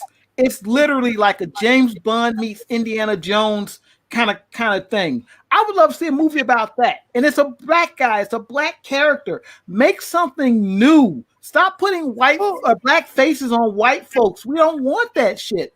Make some good make Black Panther. Make some good black stuff. Stop being fucking lazy. Make black stuff. One thing, the Academy Awards have said that to even be considered for Best Picture now, you have to hit certain diversity thresholds.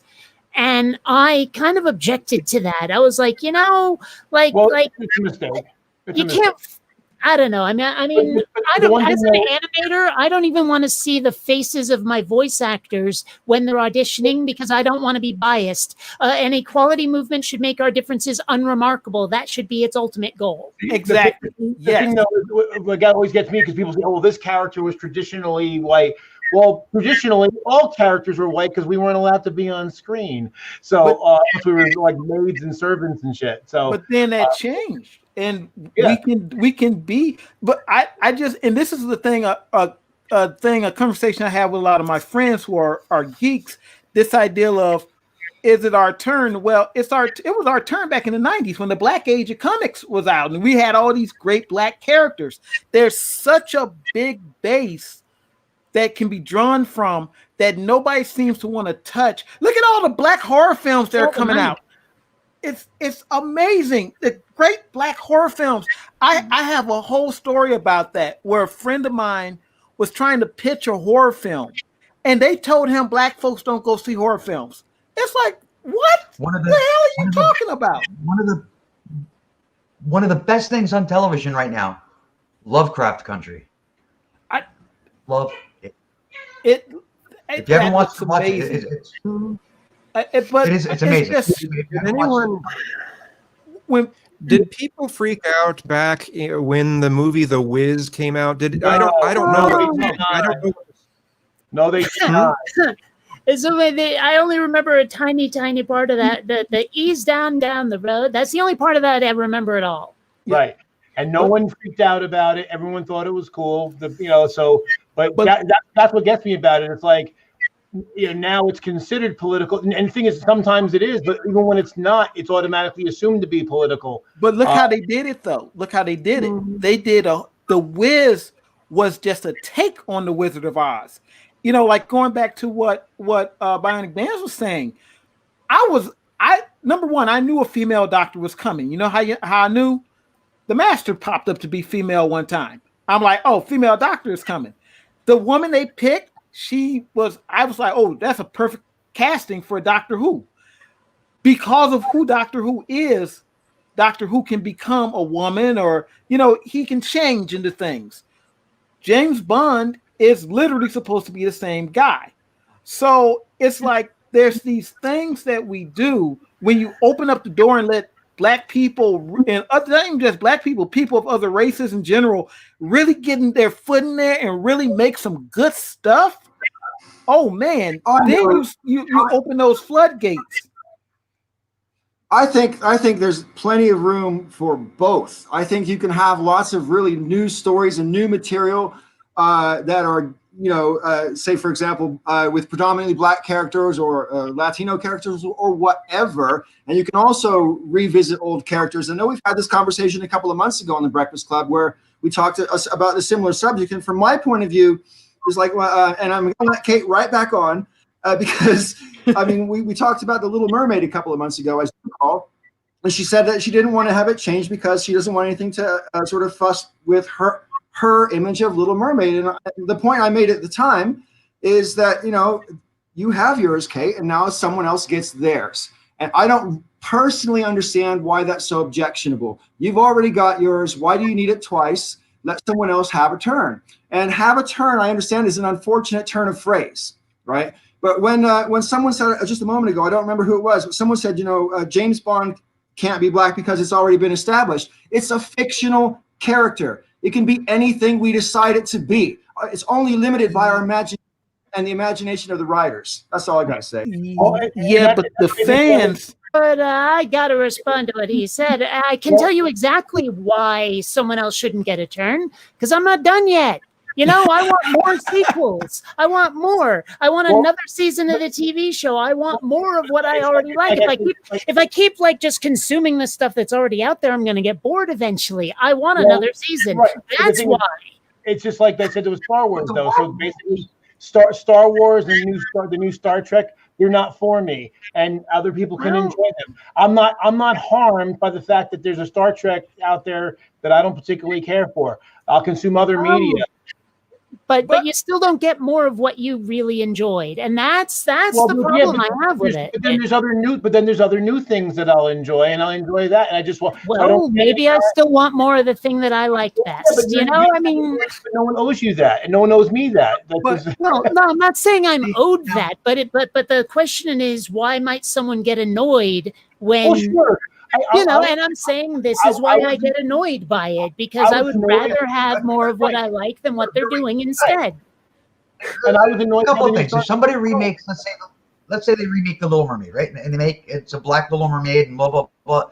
Your Little Mermaid still exists, right? Yeah, that's got nothing to do with it. That's got nothing to do with it. I mean, because that's what. No, it's got nothing to do with it, and I'll tell you why. Because they're basically saying, okay, we're taking the same thing that you already like and making it live action, but also different. And it's like, but you're changing the format so much. I want to see what the original would look like in that live action format, and you're not doing it. And you're not even changing it for the right reasons. You're just changing it because, we got to be politically correct. What would be politically correct is making some new shit with black people in it. Exactly. And the weird thing is like you got the black guy agreeing with me and all the white folks telling me I'm full of shit. It's weird. What's the difference between that and when they did the take on the Wizard of Oz, The Wiz? They do another take on it. The difference is that it was exactly that, a take. It was like, okay, look at it like this. Oh, you got the Star Wars stuff, right? Not Star Wars, Star Trek, right? So you have different Star Trek shows that are different ships. I don't want to see a black Captain Kirk. I want to see Captain Sisko. That's a new guy doing a new thing. I don't want to see a black James Bond. I want to see the new Captain Kirk is nothing like the old Captain Kirk, and the whole setting is different than the old setting. So that's how your whole and a lot of Trekkies are outraged by that. Yeah, and again, I didn't care for it either. But you know what? I moved on, and that's the whole thing. Well, that's you, dude. Other people might be more invested. I mean, come on. Even when they did that, they did that better than what they do when they slap a black face onto a white character, because they don't know what the hell to do with the character then. They don't know what to do. It's like, if the character is written as a certain race and their race is integral to the story, at that point in my mind, changing it doesn't make any sense and it's stupid. But if it isn't an integral part of the character, or if it isn't written that way, so what? I'll tell you so what. Marketing is so what. Butts on seats is so what. If they want to sell tickets, chances are good catering to the folks who have a deeply invested nostalgia in the property is the best idea if you want to maximize your profits. But they're not doing that. They're changing it and basically saying to the fans, "Fuck you." But to Rob's point, here's where it's integral. So the character is Shylock in The Merchant of Venice. He's Jewish, and that's a big part of the story and what happens around his character, because he's discriminated against because he's Jewish. So if you made him non-Jewish, or at least a group that wasn't marginalized, it wouldn't make sense. But you know what? You could change Shylock and make him gay, or make him some other marginalized group, and it would still work.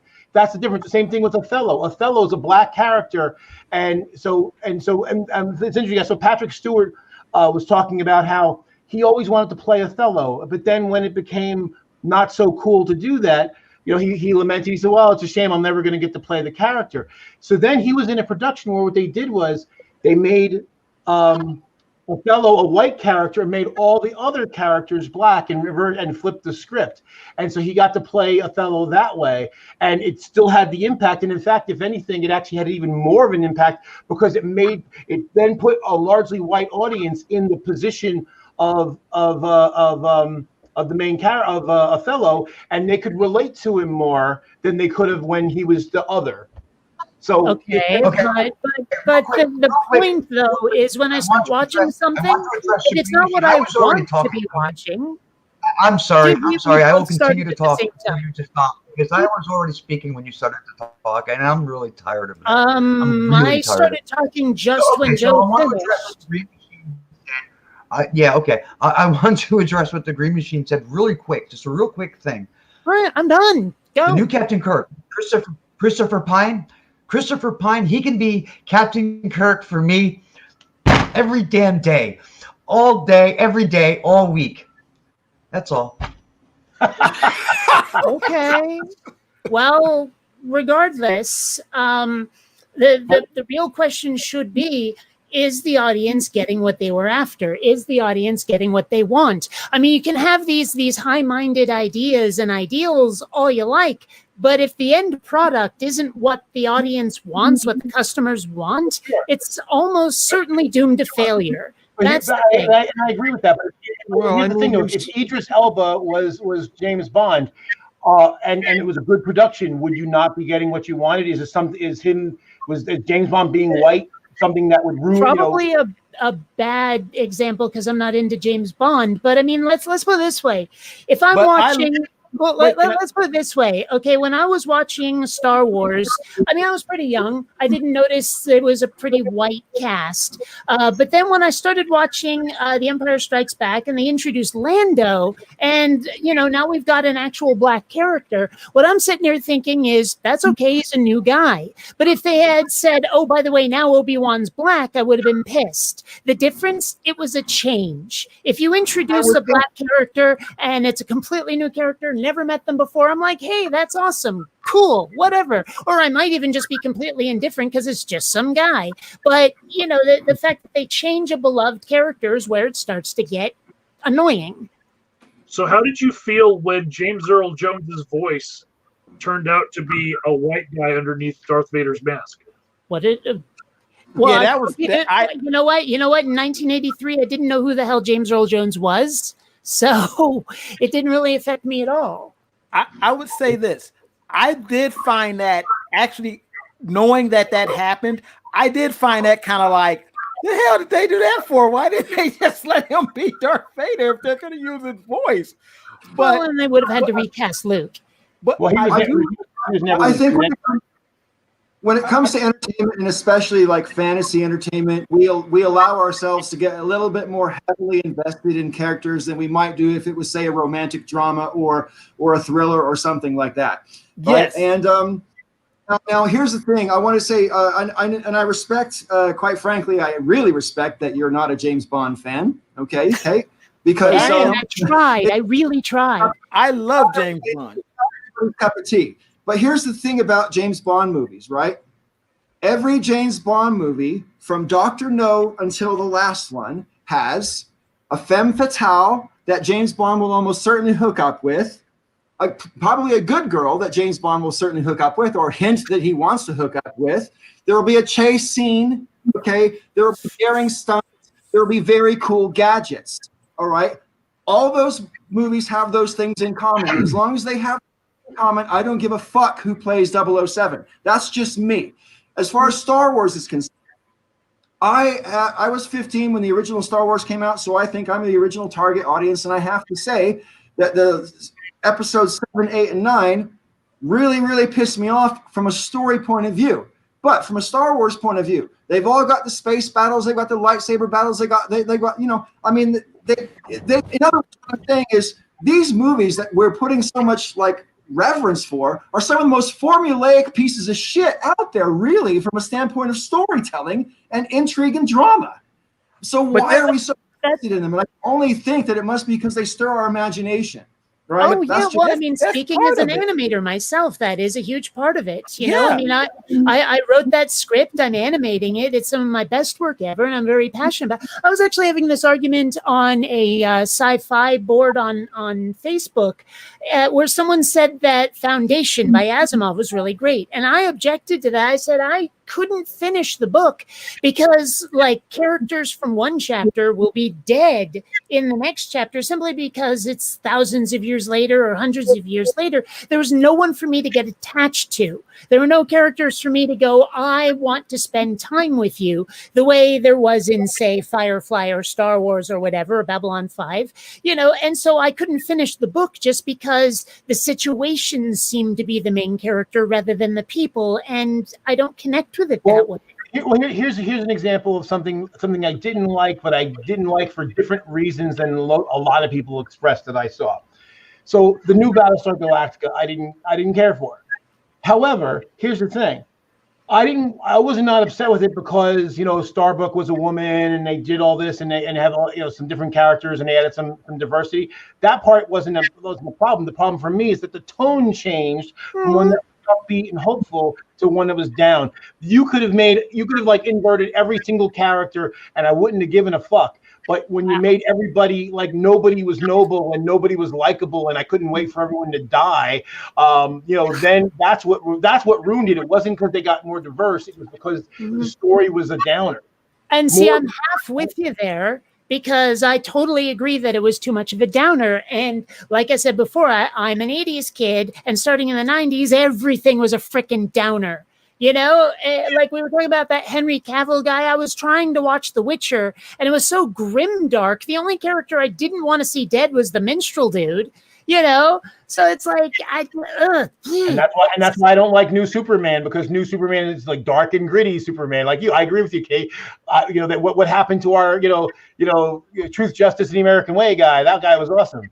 Yeah, it's Just in defense of all those things that you guys have been talking about, this top row of books here is all Shakespearean plays, and they are formulaic, very formulaic.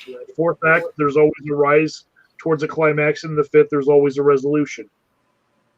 It's trash. And the reason why it has lasted so long is because most of humanity loves consuming formulaic trash.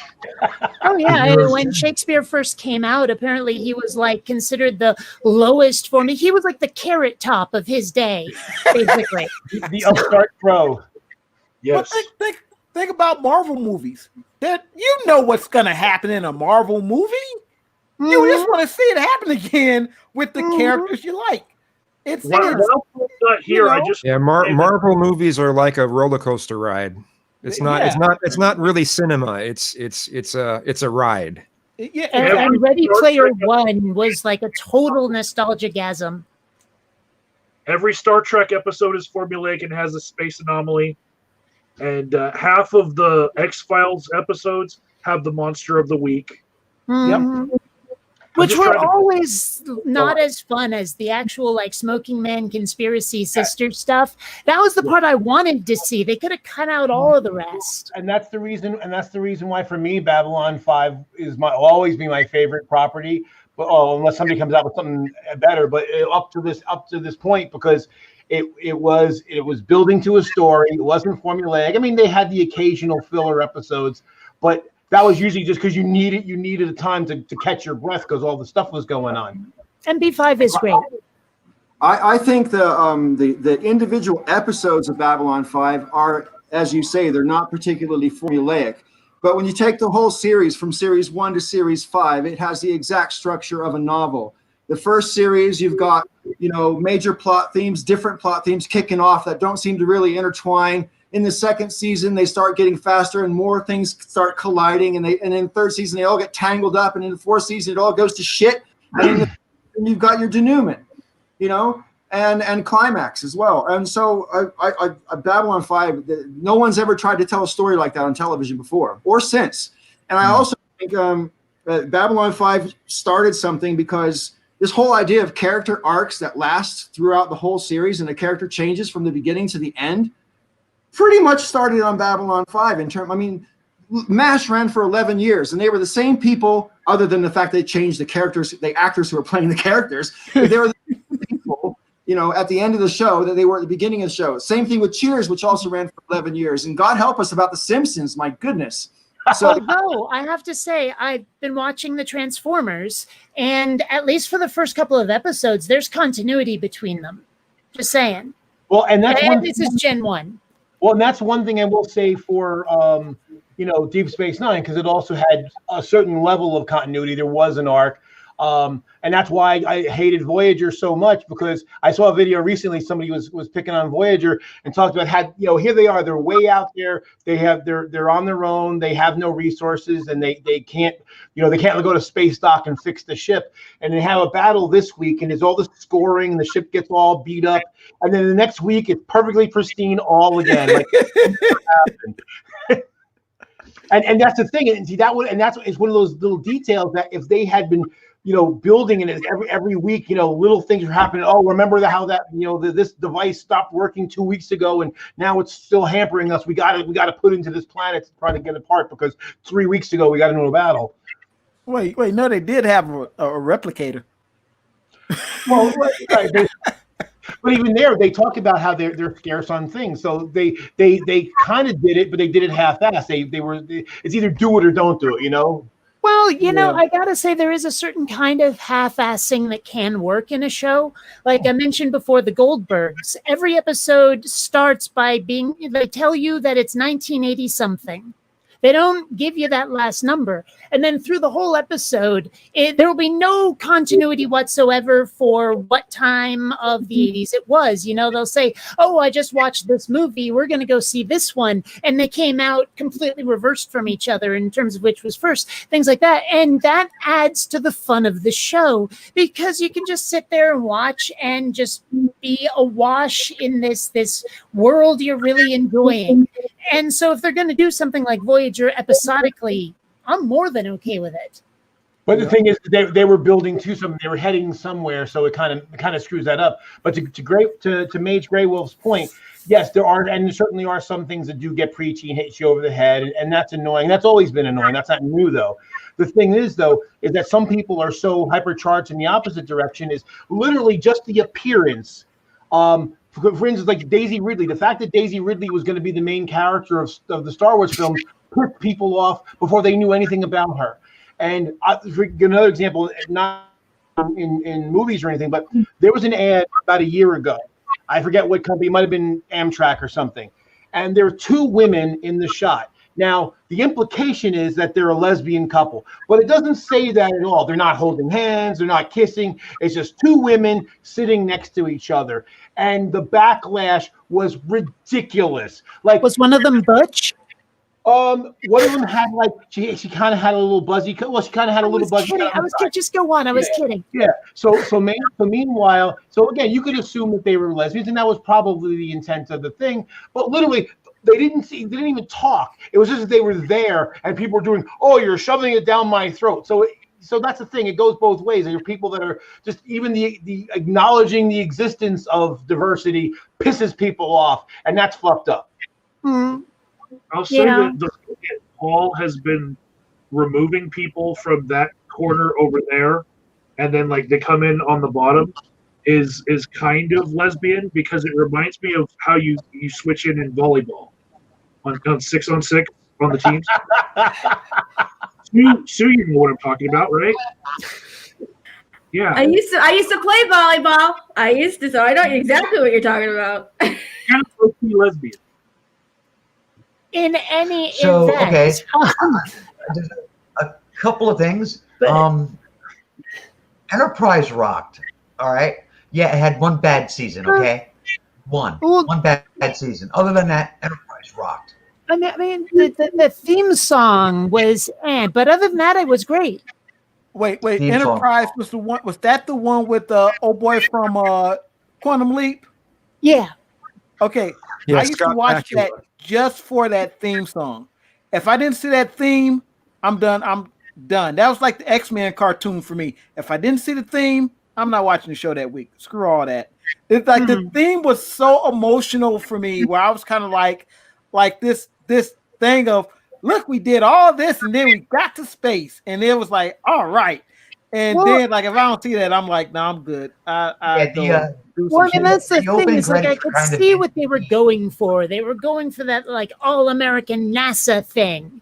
And then it just didn't really land, I think.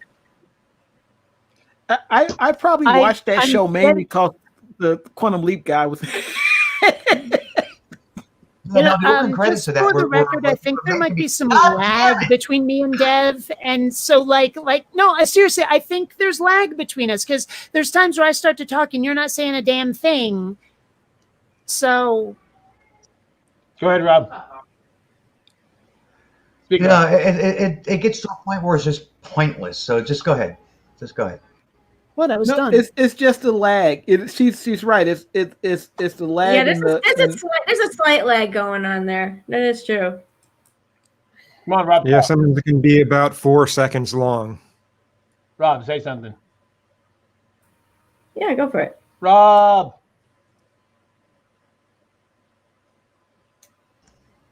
I had left the screen. So, no, Nathan was saying about the theme song, the opening credits, and the opening credits that were meant to be kind of inspiring, and that was kind of cool. The song sucked. But the song fucking sucked.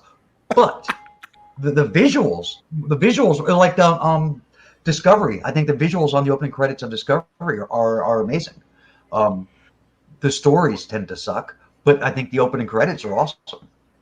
Well, one thing I liked with Babylon 5 is that every season the opening montage different, and the music changed too. It was reminiscent, but it changed season to season. I thought season 5's theme was the best, which is ironic because it's the worst season. Not their fault. We all know what happened, but still. Did anybody check out the last season of Angel? The opening credits would show where everybody came from and then where everybody ended up. Like when they were.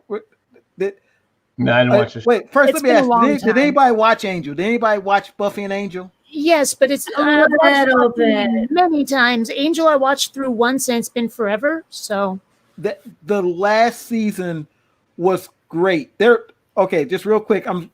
There was a law firm that was ran by Hale, and Angel and his team took the law firm over, and and they ended up taking on Hale itself. But the theme from the last season was it would show everybody from where they started and then where they ended up. And I just, for some reason, thought that was the coolest thing. I was like, "Oh, that's cool. That's dope." Well, they did the very last episode of Babylon 5. They did something in the outro where they showed when we saw the character first and when we saw the character last. So that was kind of a similar thing. Just back to the political stuff real quick. I was just looking on the CNN website. White House Chief of Staff says Trump's blood oxygen level dropped rapidly Friday morning, and that's one of the reasons why he went. So his pulse ox was not good. Wow. Before Kate leaves, I've been waiting all week to have this moment with you, Kate. yes, Because you're progressive like me. Screw Joe and Rob over there. I want to have this with you, Kate. Trump is proving how great America is because we give free health care to people who are old and broke. I love you, Internet 5. That's funny. Oh wow! All right. Guys, I have to break out. I'm I was supposed to break out at least a good 30 minutes ago. I gotta do some things. You guys, it's been fun.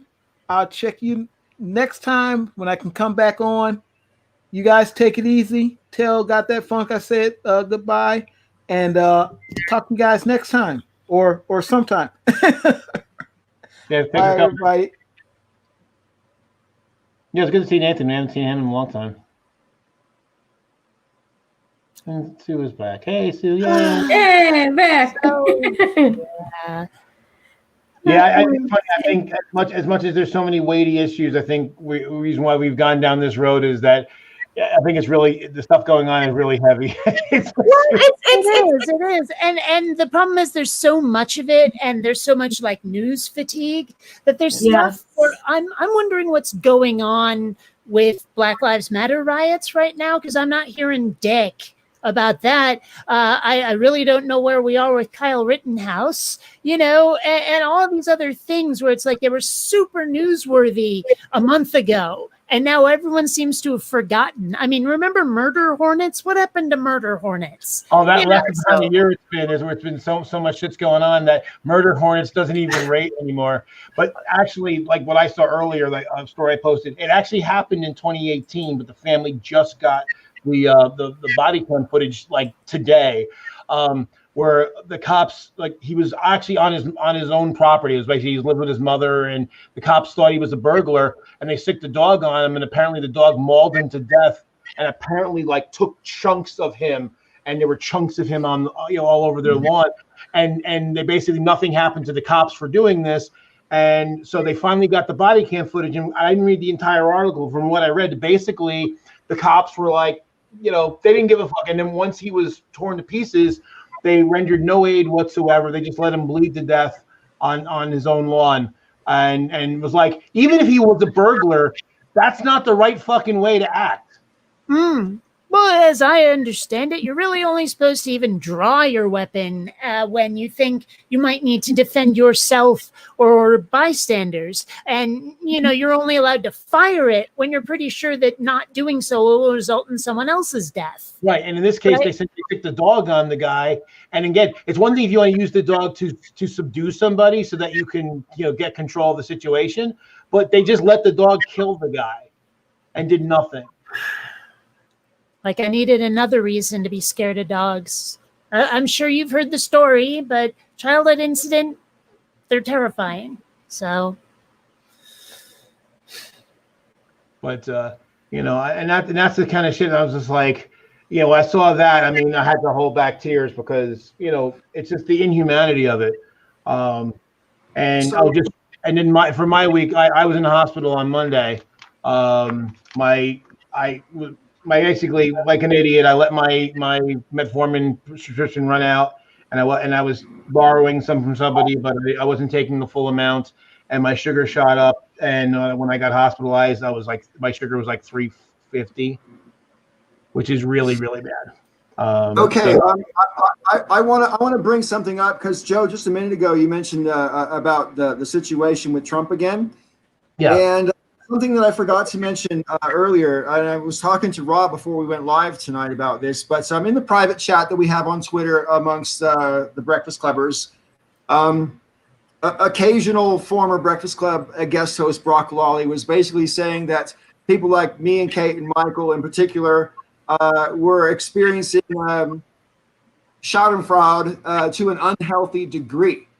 He basically said that we were allowing hatred to fill our hearts, and it's making us ugly people. I mean, I'm summarizing. That's basically it. Now, I would absolutely agree that, the only way to conquer hate is with love. So if I actually thought Brock meant that, I'd agree.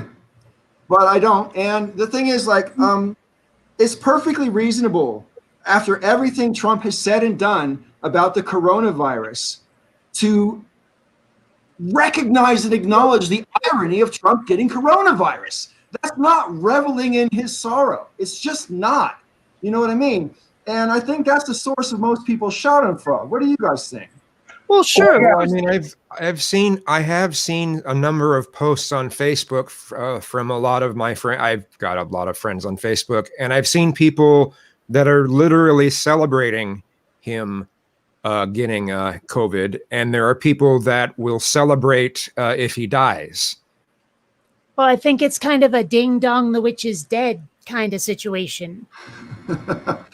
Well, if Trump dies and people celebrate, I would find that a little bit distasteful, because I even found it distasteful when people were celebrating when Osama bin Laden was killed. I just don't think celebrating someone dying is particularly tasteful or appealing. Having said that, I don't want. This is how evil and almost hypocritical I am, because I don't want Trump to die. I want him to get so horribly sick that he can't run for president anymore, and he just never recovers. That's what I want. So is that more evil than wanting him to die, or less? You tell me. I'm gonna say more. I hope he chokes on his bodily fluids. And basically, the way I look at it is this: I kind of feel like, if you remember when Rush Limbaugh was revealed to be a drug addict, and for years Rush Limbaugh attacked everyone who had been a drug addict, saying they were weak and morally inept and all this kind of stuff, and he encouraged others to pile hate upon people who really are struggling. As obviously, if anyone's known people who've had drug addiction, I mean, yes, they took the drugs, it's their fault, blah, blah, blah, but ultimately they're a human being that's suffering. So to me, anyone who encourages suffering on others, at very least, is not worthy of my compassion. So, and the thing is, even with Rush Limbaugh, if Rush Limbaugh had come out and said, hey, you know what? I was wrong. I didn't understand because I didn't go through it. But now that I've gone through it, gee, man, I made a mistake. And I'm so sorry to those people that I hurt because now that I'm where they were, I get it. But he didn't even do that. All he did was, oh, are liberals going to give me compassion now? Well, fuck you, Rush. You still didn't have any compassion. You still didn't learn a fucking thing. So the same thing with Trump. Now, if Trump were to come out and comes out now and says, hey, you know what? I didn't take this seriously and that was wrong. And you know what? All you people wear your fucking masks and let's lick this thing and let's get serious. I'll give him credit for that. And then I'll actually have compassion for him. But until that happens, if that doesn't happen, fuck him. So I'm not going to wish for him anything bad to happen. But if it does, I will not shed one tear. Well, and there was something I said in that thread. I don't know if all of you saw it, but I know the people that are watching didn't, where I said the right doesn't get to scold the left for doing the things that the right not only started, but also uses as a strategy. The left scolds the right because those are obnoxious things to do. But since the right won't stop after being scolded, that means taking the low road is the game now. The right doesn't get to scold the left for playing by the right's rules when the right refuses to play nicely with the other kids. And I firmly believe that. And I'll point out real quick is that go ahead, Rob. I was just going to say Joe Biden had pulled all of his negative ads because Trump is sick. And it's like, well, why? Were they untrue? I mean, those things remain true. The topics that he was bashing Trump about remain true. To remove those ads makes no sense to me. I think it's the biggest mistake Biden's made so far in the campaign. If he pulls, because if by negative ads, they're talking about ads which criticize Trump's approach to the coronavirus, no, that's where he needs to be hardest over and over and over again. I mean, literally no mercy like the Cobra Kai. And in fact, the Trump campaign's actually increased negative ads against Biden during this time. So clearly, they're like Tate was saying, they're still willing to play that game. Plus the fact to point out, like when Obama was president, there were Christian pastors who were telling their flock to pray for Obama's death. So again, as Kate said, no, they don't get to play the victim now after they literally pray. And Obama was healthy. So if I say some bombastic fat asshole who's sick, gonna die. I mean, again, I'm not saying it, but if someone does, I don't feel bad. Yeah. So 2 weeks before that thread happened in our private chat, I actually had a different scenario I wanted for Trump, for him to experience hell on earth. And that was that some sort of, class action lawsuit dealing with, his handling of the coronavirus and knowing things and not acting on them would result in him becoming broke. And then this past week, I got my wish. I saw his tax returns. He actually is broke. Mm-hmm. And he gets to live. I mean, I wonder how much of his desire to stay in office is just like immunity from prosecution. Well, also it's actually helped floating his businesses because we know that he's gotten the tune of like at least $100 million in federal money spent at his properties when he goes golfing and he brings these world leaders to these places. He's been grifting off the taxpayer and completely violating the emoluments clause. He should have been impeached for that. So yeah, he even just from a financial perspective, he's desperate to stay president because otherwise he will go bankrupt again. Mm-hmm. 421 million. Thank you. I was way off. I can't believe that people even trust him. I mean, with the number of casinos he's managed to bankrupt, you'd think someone somewhere would go, hang on, is this the guy we want in charge of the country? Well, and Deutsche Bank got pretty deep in him, and we know Deutsche Bank was pretty dirty too. I would never have thought of like a major international bank would actually get involved with money laundering, but they got gigged for that. Well, but you got to remember, it's all about the marketing. If you know how to sell it right, you can sell a sucker in any minute, as they always say. Yeah, well, and that's one of my biggest problems with the left, actually, is marketing. Now, I've said it before, I'll say it again. They need to run all of their slogans past punsters and wise asses and linguists to see how it might be twisted. Agreed. Well, I think it's South Dakota. Their slogan for like dealing with COVID was "COVID, we've got it." No. Well, there's all those memes going around where it's like Obama is writing a card to Trump, and he looks up, he's like, "Should I put stay positive?" Yes. I just want to point out before we drift too far away from this whole tax thing with Trump and everything. I mean, Trump had paid $750 in 2016 and 2017. $750, not $750,000 or whatever. $750. Every single person in this room, except for me, because I was abroad, paid more in federal income taxes to America than $750. Every one of them. Actually, no, but it's complicated. Right. Okay. Well, I'll take your word for that. I mean, bottom line is almost every person who has a job. I mean, to pay $750 per year in taxes for the average working person, they would have to have $18,000 in income a year. I think Kate was the one that was echoing because everyone else was muted. Okay, hold on. Let me. Sorry about that. There, I've turned my speakers way down. I don't know if it'll help. Has it helped? Yes, Has it a helped? lot. Okay, cool, yeah.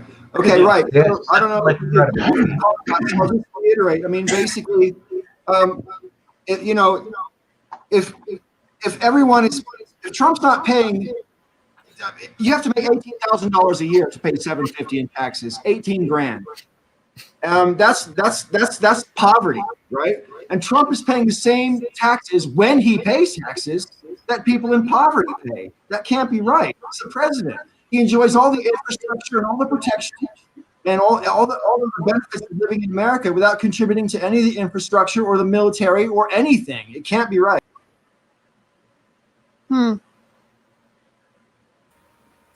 Oh, it's Jack is in the comments. Hi, Jack. In Trump's defense, there are many different millionaires who also operate the same way. They hire a tax accountant that becomes worth their own price tag, and their whole job is to make sure they carve out enough of money to be worth that price tag, but also to make sure that their client pays nothing in taxes. And they find every loophole. But that's the big problem, that the tax system is written. It's written by rich people for rich people, so that they have all these little ways to get around. And what really pisses me off the most about that, I mean, inequity, of course, but on top of it, is to hear right wingers will say that, well, people on the bottom end of the economic scale aren't paying their fair share, and I'm like, fuck you. Okay. I have to jump in again here on this one. Don't have any special ways to avoid the. Yeah, I'm acquainted with people who make quite a bit of money and pay quite a bit of taxes, and they are particularly resenting the fact that this makes it look like all rich people don't pay a lot of taxes. And so Trump has actually, by doing this, he's actually made enemies with the people that he doesn't want to make enemies with, and that's all the rich people who do in fact pay, even though they might take a lot of deductions and all blah, blah, blah, they're not paying $750. There's no way anybody who makes, let's say $1 million a year can deduct their way down to a tax bill of $750. It can't be done. It can't be done. And last thing I want to say before I let Sue back on, the fact that the number 2 years in a row was $750 is pretty suspect. Whose tax bill has ever been a round number? Right. Well, and that's the thing, and that's why I don't understand why more wealthy people aren't upset about those that you game the system. If you're someone who's making money and you're paying your taxes, and you see there's other people that are grafting the system like that, I would be really pissed off at them and say, hey, well, I'm, that person's making about the same as me, and I'm paying this much, and they're down here. Where's that at? Where's the equity there? I would be really furious about that, because because that's why the tax rates need to be what they are. because otherwise, we wouldn't. I mean, we're not funding everything as it is, but we'd be even worse off if some people weren't paying their taxes right. Well, and through history, there's examples where the more we tax the rich, the better everyone does. Like there was, what was it, like 90-some% tax? 91% in the 50s. It was crazy, but they were living a great life. I mean, the problem is those people who look at money as an end unto itself, where the whole thing's a game and money's how you keep score. Those are the people we need to stop. Yeah, absolutely. Well, and as I said before, the whole point of that, and of course, it's funny because what happens is people on the right who don't understand the tax system will say, well, to pay 91% of your income. Well, no, they weren't paying 91% on all the money. It's just that was the upper rate, the upper marginal rate. So that was like if you made more than like $2 million, you would pay that much. So basically what that does is that it's a disincentive if you are somebody making them, and it's usually people who own a business. There's very few people that are just on their own, just making $2 million. It's basically to say, don't keep all the money for yourself. If you're doing that well, then you need to be sharing that money with your employees or putting it back in the business, investing in growing your business. That's what it's for. It's not to actually get the revenue. Very few people actually paid 91% because it made more sense. If they're going to take 91% of it, I might as well plow it back in the business, then at least I get some benefit out of it. Or hire more employees. As or somebody hire more employees, right? in agencies that don't have good staffing, I'll say that I'd like to see them hire more. Right, and that's the thing I think is funny because they think, they try to tell us, if we lower taxes, people will hire more. Bullshit. I have a business. If someone cuts my taxes in half, I'm not going to hire more people simply because I can afford it. I'm only going to hire people based on demand. But again, if I was making bank and they were gonna take most of it, fuck it. All right, I'll hire another person. Part of the problem also is it is the goal to get to that point, like Kate said, with the numbers game of it becomes a means unto itself, but it is the goal codified in our laws, because once a company becomes publicly owned, once it has its IPO, there are stakeholders who can sue the CEO for not operating in ways that make optimum cash, which means avoiding taxes. So if they don't avoid taxes, if they actually try to be a good company and pay taxes, the stakeholders will say, why didn't you take advantage of these tax loopholes? We're going to sue you. Well, you know what we really need? I think I know what the solution is here. What we need is an online multiplayer stock market video game. So we get all these people playing with virtual money, playing the stocks the way they want to, keeping score against each other, and we can ding them for microtransactions all over the place. That will start getting some of the money flowing where it needs to go, and everyone will be happier, better for it.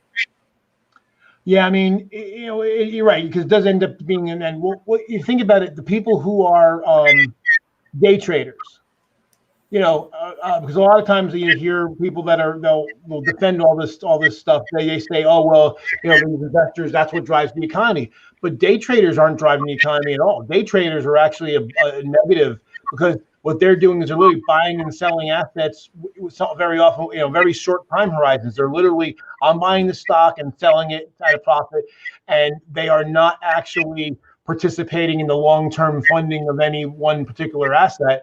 It's all about basically the change in the time span. And you'll see in any given stock, there's a lot of stocks that go up and down all the time. I mean, if you have a lot of money, you can literally keep buying and selling the same stock over and over and over again just to keep taking money out. Now, you're not actually helping that company. You're actually a draw. You're actually a deficit to that company. You're not actually helping anybody. But we've convinced ourselves, we've allowed people who do this shit to convince us that this is actually a good thing, but it's not. And what actually was made worse, because I've been doing stocks since about 2000.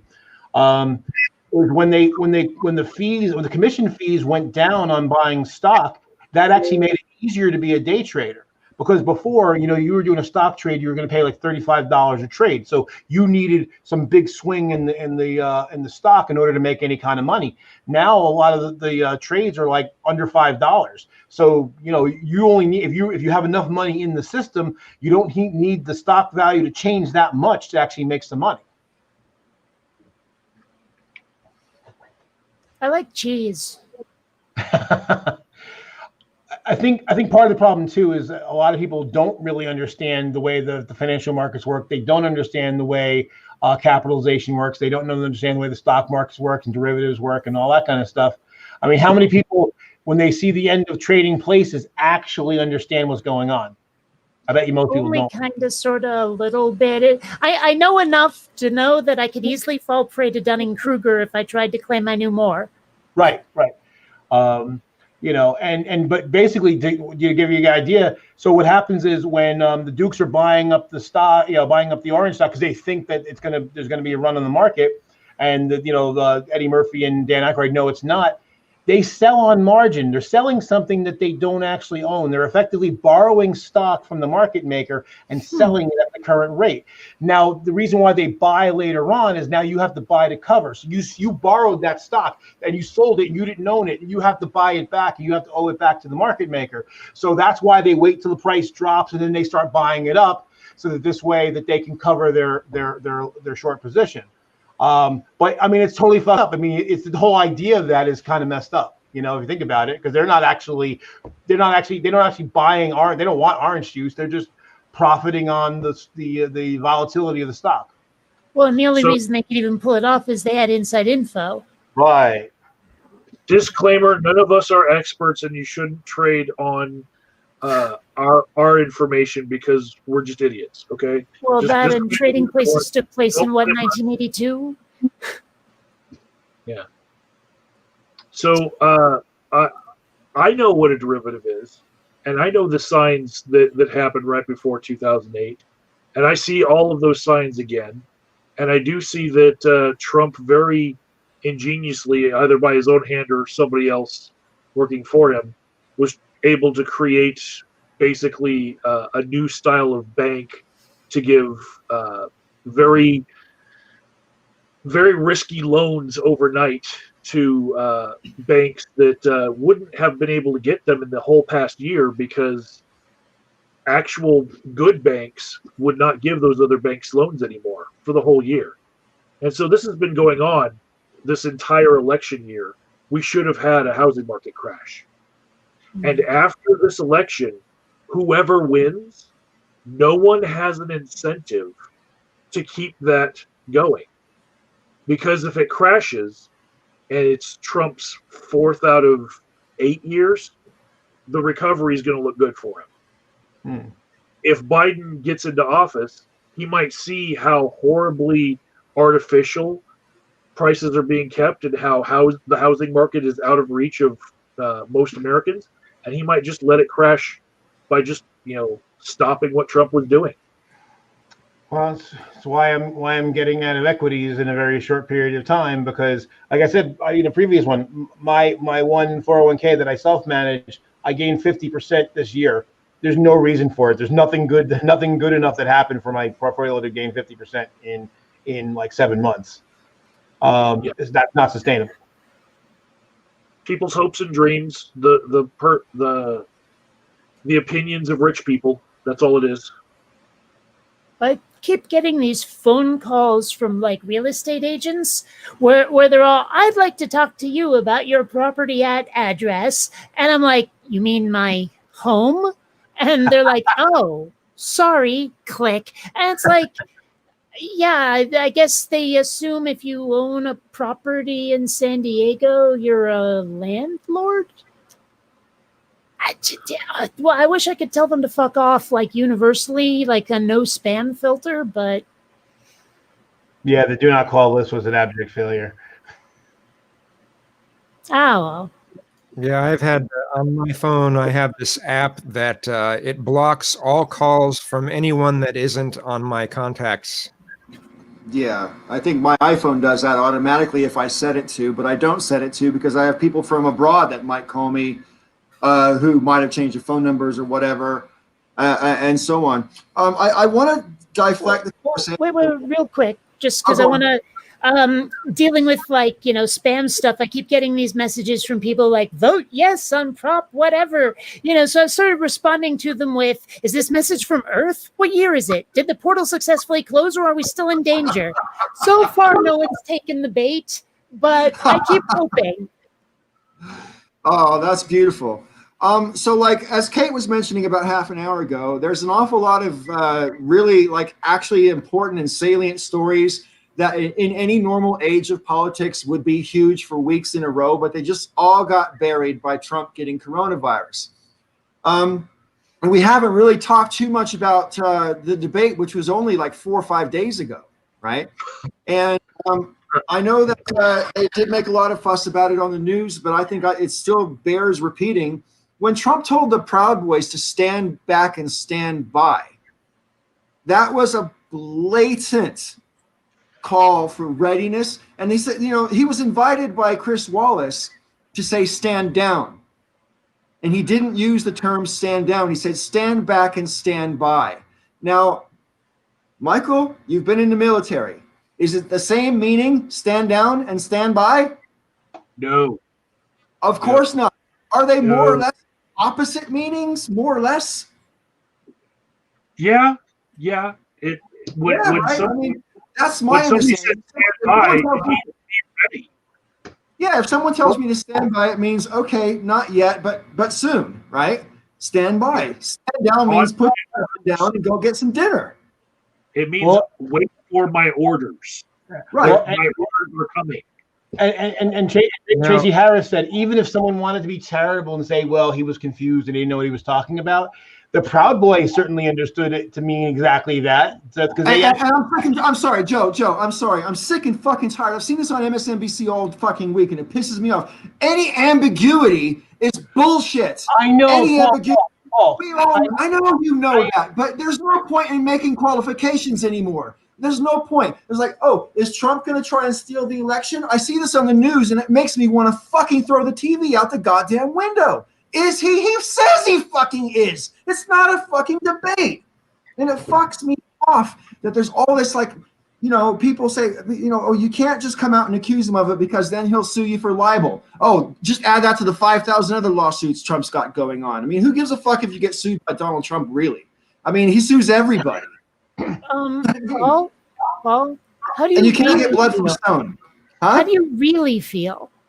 Well, I have been calmly reflecting on these issues all week. I just want to say this because this was the funniest thing I've seen all night. Republicans asked, why do they call the Proud Boys racist? I don't see it. Of course, it's curious. So I'm like, the racist dude doesn't understand why people call the Proud Boys racist. I can't imagine. It's the lack of self-awareness is earth-shattering. Well, there are people. When I talked about, I made a video about Trump saying that, and I got just tons of comments on it, and people were trying to send me links to videos of the Proud Boys saying no, they're not racist, no, they're not white supremacist, and they're saying that the main member, the main guy that organizes stuff from the Proud Boys is a Mexican and black mix.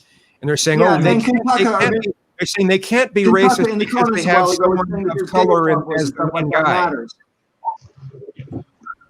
And that's some of the arguments people make. I'm not saying I agree. Yeah. I'm just the founder of the organization, Gavin McInnes, is very much a racist, and it was built on racist ideology. I mean, they push the whole white genocide concept. And there's plenty of there's at least a couple of videos of him talking about his anti-Semitic views and stuff like that. I mean, to even question as to whether the guy's a racist or not is being too generous to the guy. I mean, I don't know. And this ambiguity about in the media anyway, they want to play this ambiguity like that maybe these people are just it's just a fringe group. It's just a fringe group. These people have been organizing behind the scenes for 20 years or more on the internet, right? Yeah. They are chomping at the bit for this election, because I saw a video by a Proud Boy yesterday who said, win or lose, there's going to be a war after the election. He says if Biden wins, the Proud Boys are going to bring a war, and if Trump wins, he says, oh, the BLM people are going to protest. And then he says, don't worry, us rednecks are ready for y'all. I mean, this is can't where we're win at. with these people. This is where we're at. Well, the other thing too, anytime they do the whole thing of, oh well, there's this person in that group, so they can't be racist. And if you remember, when I stopped making videos regularly on the channel, it wasn't because of the channel. It wasn't, and it had nothing to do with anyone on the channel, but because the audience, at least at the time, we had it wasn't an all left. It was kind of split. There was a left wing component and a right wing component to the audience on this channel.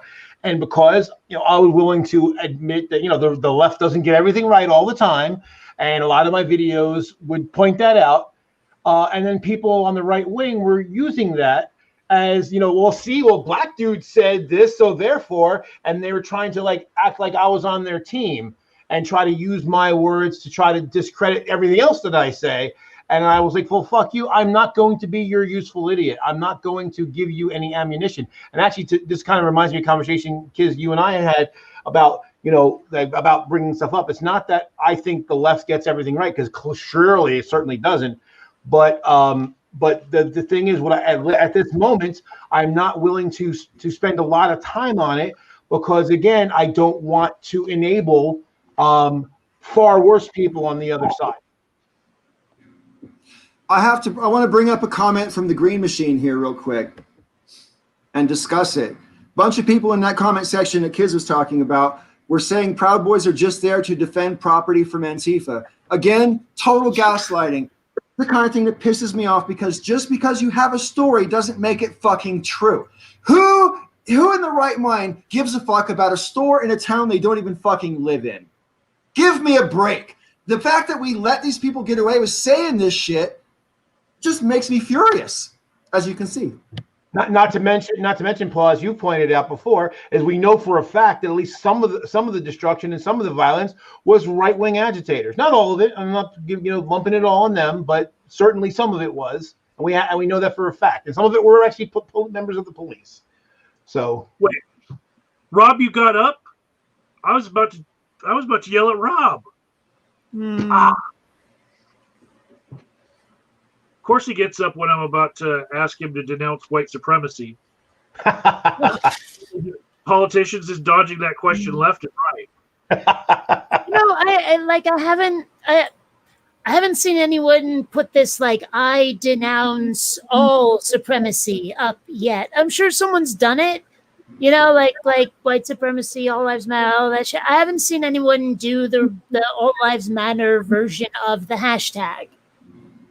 And I'm surprised by that. I've seen a few people on Twitter say, I oppose white supremacy, I oppose black supremacy, I oppose unicorn supremacy, and they're basically mocking the whole concept of supremacy, which, there's no I oppose pizza supremacy, because, gosh, they put some nasty stuff on it when you order a Supreme. I am in favor of Joe supremacy. Rob, while you were gone putting your kid to sleep, I wanted to ask you, could you please denounce white supremacy for us and show us how it's done? I condemn white supremacy. God damn, that looked too easy. So, I was expecting fireworks. I know, right? So, yeah. I mean, there's a lot of stuff I wanted to say as this conversation was rolling, but I had a toddler that was being difficult. But going way back, Gavin McGinnis apparently shoved a butt plug up his ass to prove that the Proud Boys are okay with gay people. Because that's how that works. Okay, whatever. If I Google Gavin McGinnis, can I find this? I'm sorry? If I Google this, there's pictures and video. Yeah. So there's that. Republicus, of course, Republicus. Do you support Antifa? I'm an anti-fascist. So I mean, I am against fascism. Fascism is bad. problem is that people think Antifa is like a group, an organization like the Proud Boys are, and it's just not similar. Now, there's so many people that think Antifa is a group, and of course, Trump has cultivated that impression for an awfully long time. And this is another reason why. I mean, I watch MSNBC since I moved to America. I don't watch it like all the time, but when I watch it, it just does my head in because they just don't ask the right questions, and they this whole thing about Trump denouncing white supremacy, which he did like 3 years ago by force after he did the both, very fine people on both sides thing. And when he read that thing out in 2017, he was clearly reading it. It looked like it hurt him to say it. And it's just gone when he denounced white supremacy. I didn't see a video of that. I heard it. I heard a recording of it, or maybe saw a tweet. But as far as I don't think he's on camera doing it. And correct me if I'm wrong. Oh, he's been on camera, I think, 3 occasions. On 3 occasions, denouncing white supremacy. This week. Oh no, not this week. No. But over the past 2 years. Because during the debate, he called on a known white supremacist domestic terror group, the Proud Boys, and we also know there's things called the Boogaloo Boys, and probably a whole bunch of names that we don't know about of these people who are just literally itching for a fight, right? Keepers, 3%ers. Yeah, but I mean, for Trump to denounce white supremacy is absolutely meaningless, since everything Trump has ever said and done supports white supremacy. Yeah, I mean that's the thing. Yeah, if your words can be anything, but if your deeds don't match it, it's an empty words. They're platitudes. Well, I mean, this is just the culmination of what came up because of the Southern strategy flipping the parties the way it did. It's just like this is just that, but magnified. And sorry, Dev, seriously, I was not trying to step over you. There really is lag, I promise. Dev, I found that video. I already posted in the private chat. Go ahead, Rob. Video with the butt plug? It's real. Yeah. It's real. No, I mean, I just saw earlier today somebody was, defending Trump, saying all this stuff about him being a racist. How these are all new, new accusations. It's just like, seriously? Guy took out a full-page ad, begging for the death penalty for 5 innocent people. Hell, he was sued by the federal. He was sued by the federal government in 1972 for housing discrimination. Yeah, I mean, he actually went to court against Native American casinos, saying, "How do we know they're Indians?" I mean, it's just like, yeah, this is who he is. It's baked in. I mean, that's just amazing. He won to Hillary. Hell, it's amazing. It was as close as it was. Well, I mean, that's the thing. What shows you how fucked up our nation is. But like I said, so yeah, you think of the first concrete instant evidence we have of him being being racist. I was 4, and I'm old. In fact, I think I'm other than Paul. Paul's older than me, but I think I'm the second oldest in this little gathering here. I'll be 52 in a few weeks. You can have the crown. Oldian. In December, I'll be 45. Yeah, I think the only one older than you is Paul. Yeah. And Republicus in the comments, you're saying so because you like Paul Joseph Watson, you're racist, or Sargon? No, those aren't the reasons. It's the things that you say at other points. You've said plenty of things to show how you feel about those kinds of subjects. So, who's Paul Joseph Watson? Yeah, I never heard of him. Paul Joseph Watson is the chief editor at Infowars. That would be why. Because you like Paul Joseph Watson doesn't make you a racist. It makes you an idiot. Right. Yeah, you are a racist and you happen to like Paul Joseph Watson and Sargon. They're not mutually exclusive either. There's one other subject that's been in the news that's got wiped off by the news of Trump being supposedly being coronavirus positive, and that is the Melania tapes. Now, as just in case people aren't up to speed, Melania tapes thing. Back in January of 2017, the Trump inauguration fund had taken $101 million from donors for the inauguration of Donald Trump. And long story short, the receipts total out to somewhere between $40 and $50 million having been spent. So there's a missing $60 or $70 million, right? Or sorry, $50 or $60 million. And one of Melania Trump's friends stroke personal assistants was basically made to be the fall guy for why all this money is missing. And now she's written a book and she's got tapes of her conversations with Melania, where Melania is saying things like, for example, fuck those kids in cages and blah, blah, blah. And I don't want to do the fucking Christmas ornaments. What's all bullshit, et cetera, et cetera, et cetera. And she sounds like such a whining diaper baby. What's that? She sounds like such a whining diaper baby through the whole thing, too. Well, and the thing is, like, if you know, she never wanted to be first lady in the first place. She never signed up for that, right? It wasn't, you know, no one thought Trump was going to win in 2016. Certainly not Trump or his wife anyway. So I think she really begrudges having to do things that people tell her to do, because I think she just wanted to be Donald's arm candy and coast on the, you know, on the being a billionaire's wife. She never wanted to be the first lady. And so I think the whole job is an imposition to her. And it's kind of clear when you hear the tapes.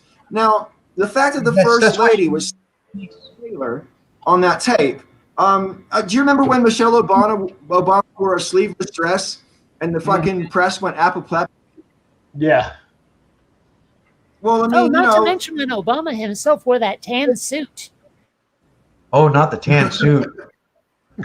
Yeah. So obviously, it's not even really worth mentioning the double standards, which are so obvious. But the point is that these Melania tapes, again, it's just another example of something that would bring any other president down, right? I mean, imagine if Hillary Clinton was on tape bitching about the job of being first lady when Bill Clinton was president. Imagine if Hillary Clinton was on tape saying, "I'm glad she sucked Bill's dick. I'm not going to do it." You think that would have made a difference in the impeachment process? Hillary made a lot of enemies because she kind of did. She wasn't the typical first lady, and there were complaints about that. And she said, "What do people expect me to bake cookies? That's not who I am." And she pissed off a lot of women at the time. She made a lot of enemies because of just the way she conducted herself. Well, but yeah, oddly enough. So back when she decorated the White House, there was this hallway that had just like pots with sticks in them, and there was no green, no colors. It was just like white walls and those pots with sticks.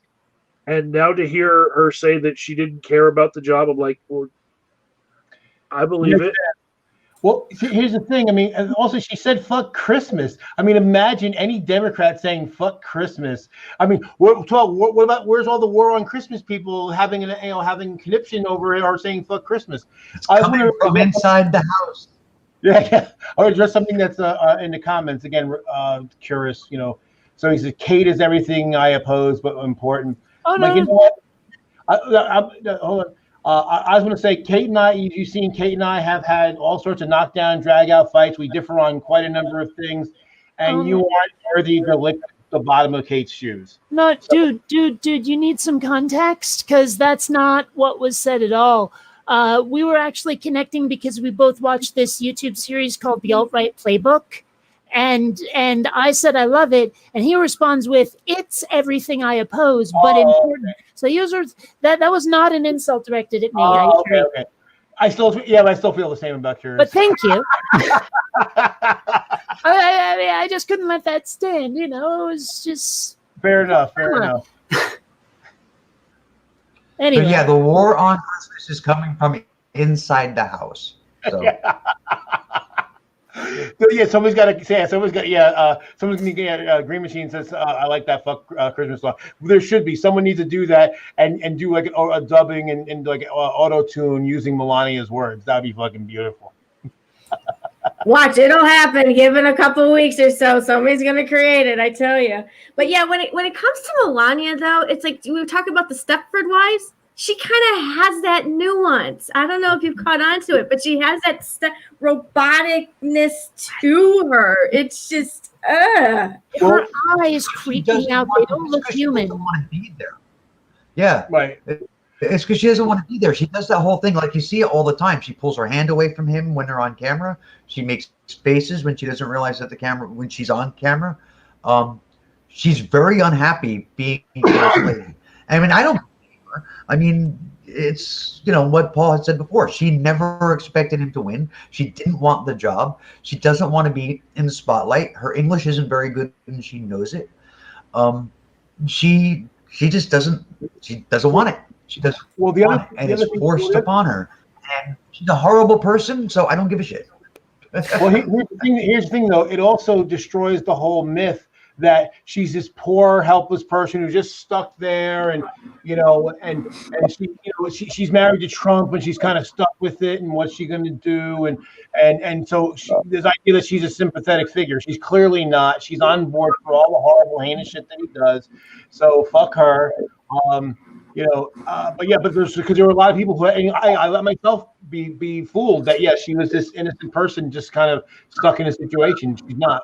I saw a really big meme though. It had her making a face, and it said that face when you discover that you're digging in an abandoned gold mine. Well, and like excuse me. Actually, I don't remember what I was going to say now. Go on. Well, I gotta jump in, friends, because we're coming up close to 3 hours. My internet in this hotel keeps dropping in and out. I've missed probably about at least 40 minutes of this Breakfast Club broadcast because I keep on having to jump off the internet and jump back on the internet. And I drove 450 miles today as well, so I'm really not in the mood to keep on fiddling. So I'm going to basically ask you guys to wrap the show up in the next 10 minutes, and then we can have an after show discussion after that. But I need to get some food in me anyway, so I'm just probably gonna go. So it's been fun, and I'm glad it never really came to blows for once. So I'll catch you evil geniuses later. Have fun. Take care. See you, Kate. Oh boy. Well, I think part of it right now is Kate and I are more on the same page right now because we both realize we're all everyone on the left, whether you're slightly to the left or way to the left, we're all in a very precarious situation right now, and we have to put our petty differences aside for the moment, at least, and do what has to be done. I hate to sound alarmist, but I mean I think that's more true.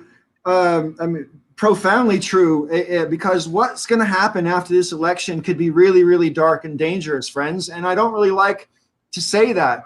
But if you've been even slightly paying attention to what these people over on the right are doing and saying, you should be nervous at least. Maybe not scared, but at least nervous because, I mean, nightmare scenario, right? What if a lot of these people just start showing up at polling stations with guns and not necessarily blocking the entrance, but just hanging out, watching you?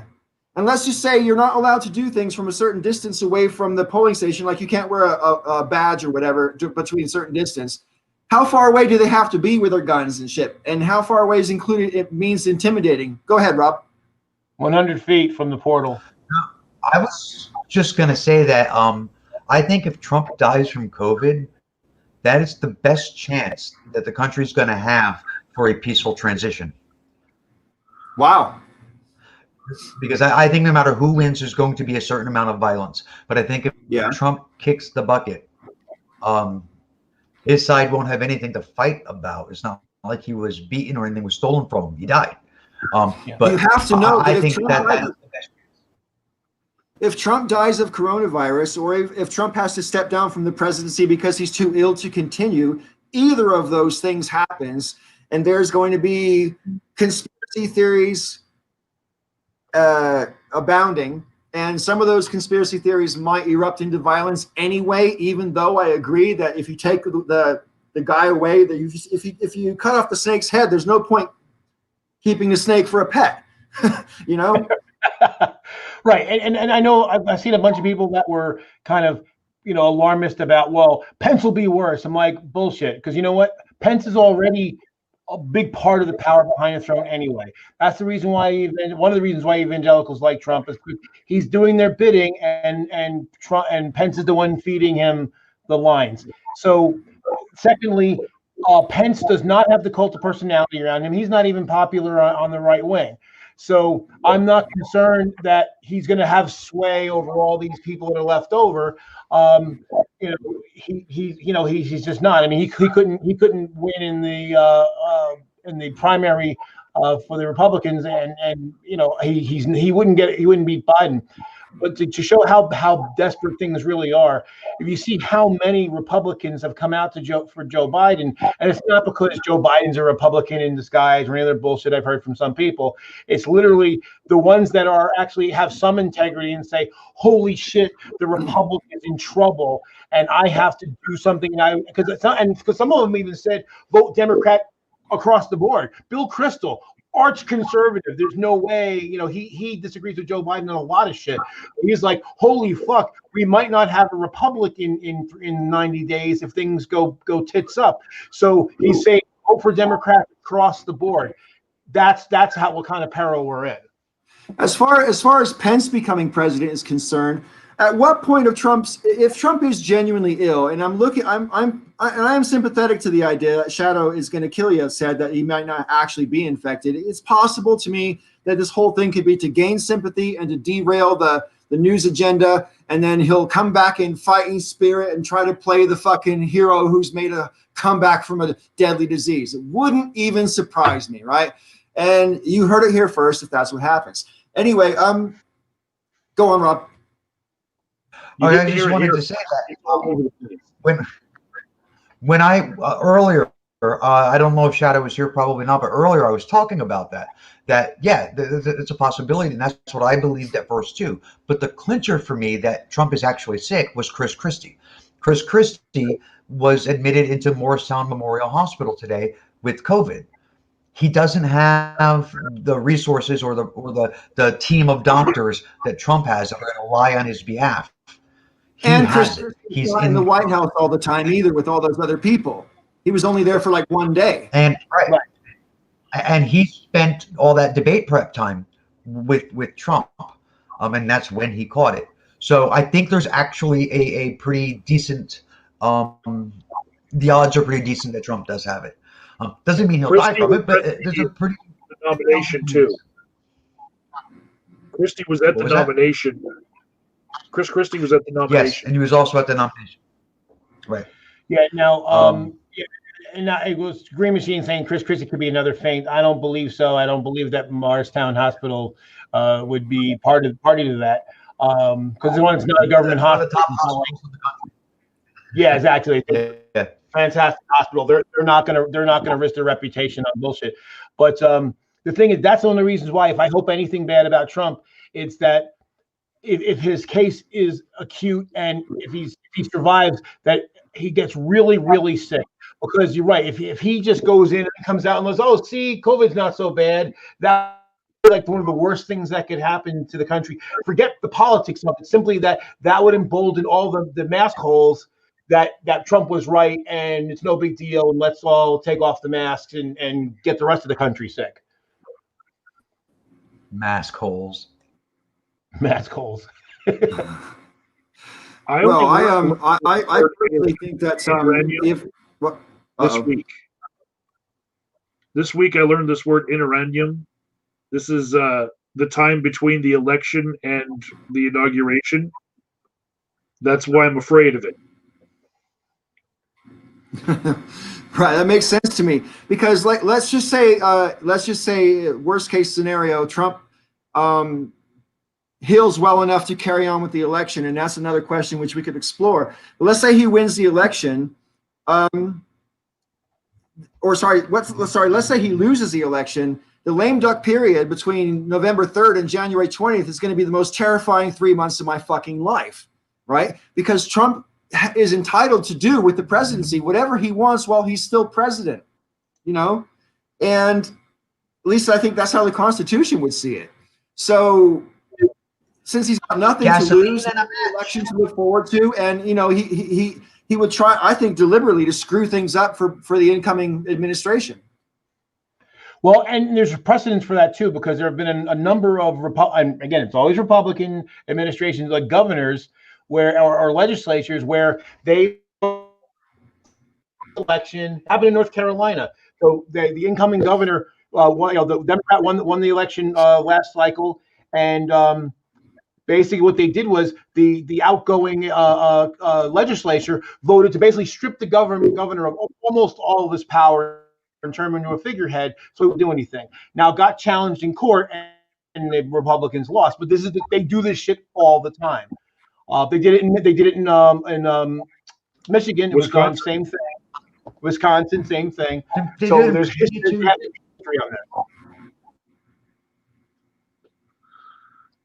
My bigger fear is that Trump will do exactly what Democrats have been whispering about, the whole expanding the court.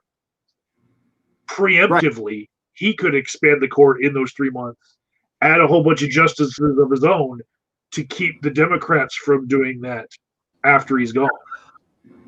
But the House actually has a weapon.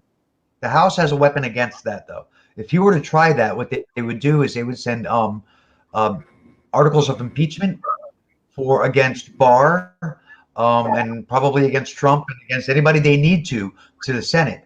Now, the Senate has no choice at that point but to drop everything they're doing and work on the impeachment. So anything the Senate tries to pull like that in the lame duck session, the House can bring it to a stop. If they have to throw bullshit at them, they'll throw bullshit at them. Rob, do you think that the window is too small for them to do that? If the Republicans are determined to push through Amy Coney Barrett, who has less than 3 years of judging experience and has never faced a jury in her career, if they're going to push that person through, as far as I'm concerned, it's all hands on deck. All methods are acceptable. We surround the fucking Capitol building with 10,000 people and not let the senators in to vote. Enough time between now and inauguration, or between the election and inauguration? Now and the election. From the election and the inauguration? No, they wouldn't have enough time. They're going to try and push her through, supposedly before the election. Yes, they have enough time. Yes. Now here's the interesting thing. And this is what now that three senators are sick, and possibly more, we know confirmed 3 senators are sick. That may forestall the hearings and certainly the floor vote. So because here's the problem: if 3 Republican senators are out, if any more of them go out, the Democrats would actually have a majority on the floor. And it's also true. So, I mean, no, even as it stands right now, the three of them being sick, and Murkowski has already said that she won't support it. So that's their 4. So that's it. I mean that's basically ball game right there, as long as Murkowski stays on track. Right, and I could be incorrect about this, but I'm pretty sure the Senate Judiciary Committee has, when it's full, 12 Republicans and 10 Democrats, and 2 of the Republicans who tested positive are now coronavirus positive, so they have at least 2 weeks of quarantine. They cannot participate, and they're good. And Lindsey Graham wants to start these hearings on the 12th of October, which is 9 days away. Right? There's no way those guys can quarantine. And here's the thing, and Amy Coney Barrett as well. She was at that Saturday super spreader event. Now, her children, which was like a line of the whole front row on one side, were right next to Melania Trump and had Kellyanne Conway right behind them, and the Reverend 2 steps behind them as well. So all those kids had coronavirus breathed all over them. She should also isolate. No, actually, like I had said earlier, there's actually a belief that it was her and her kids that spread it to everyone else. So because all the other people that were there Barrett had it 3 months ago. Barrett had it 3 months. Amy Coney Barrett had coronavirus 3 months ago, and she was never cleared, as far as I know. And her children may have been carrying it. That's the belief right now, is that she was the source of the virus to everybody there, because everyone else that was there gets tested all the time, like all the time. The one thing that changed, the element that's different, is her, and her children. That was the thing that was added to the soup. Now all of a sudden everybody's sick. So.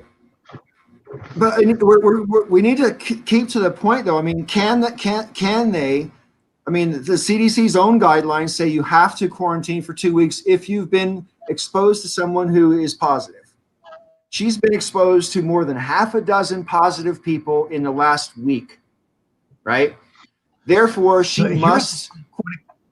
Here's the thing. Let me finish, Rob. She must quarantine for a minimum of 14 days, because if she doesn't follow the CDC guidelines, she's amply demonstrating her lack of judgment. Therefore, she demonstrated that lack of judgment by the Republicans in her own nomination, because her own nomination event wasn't social distanced.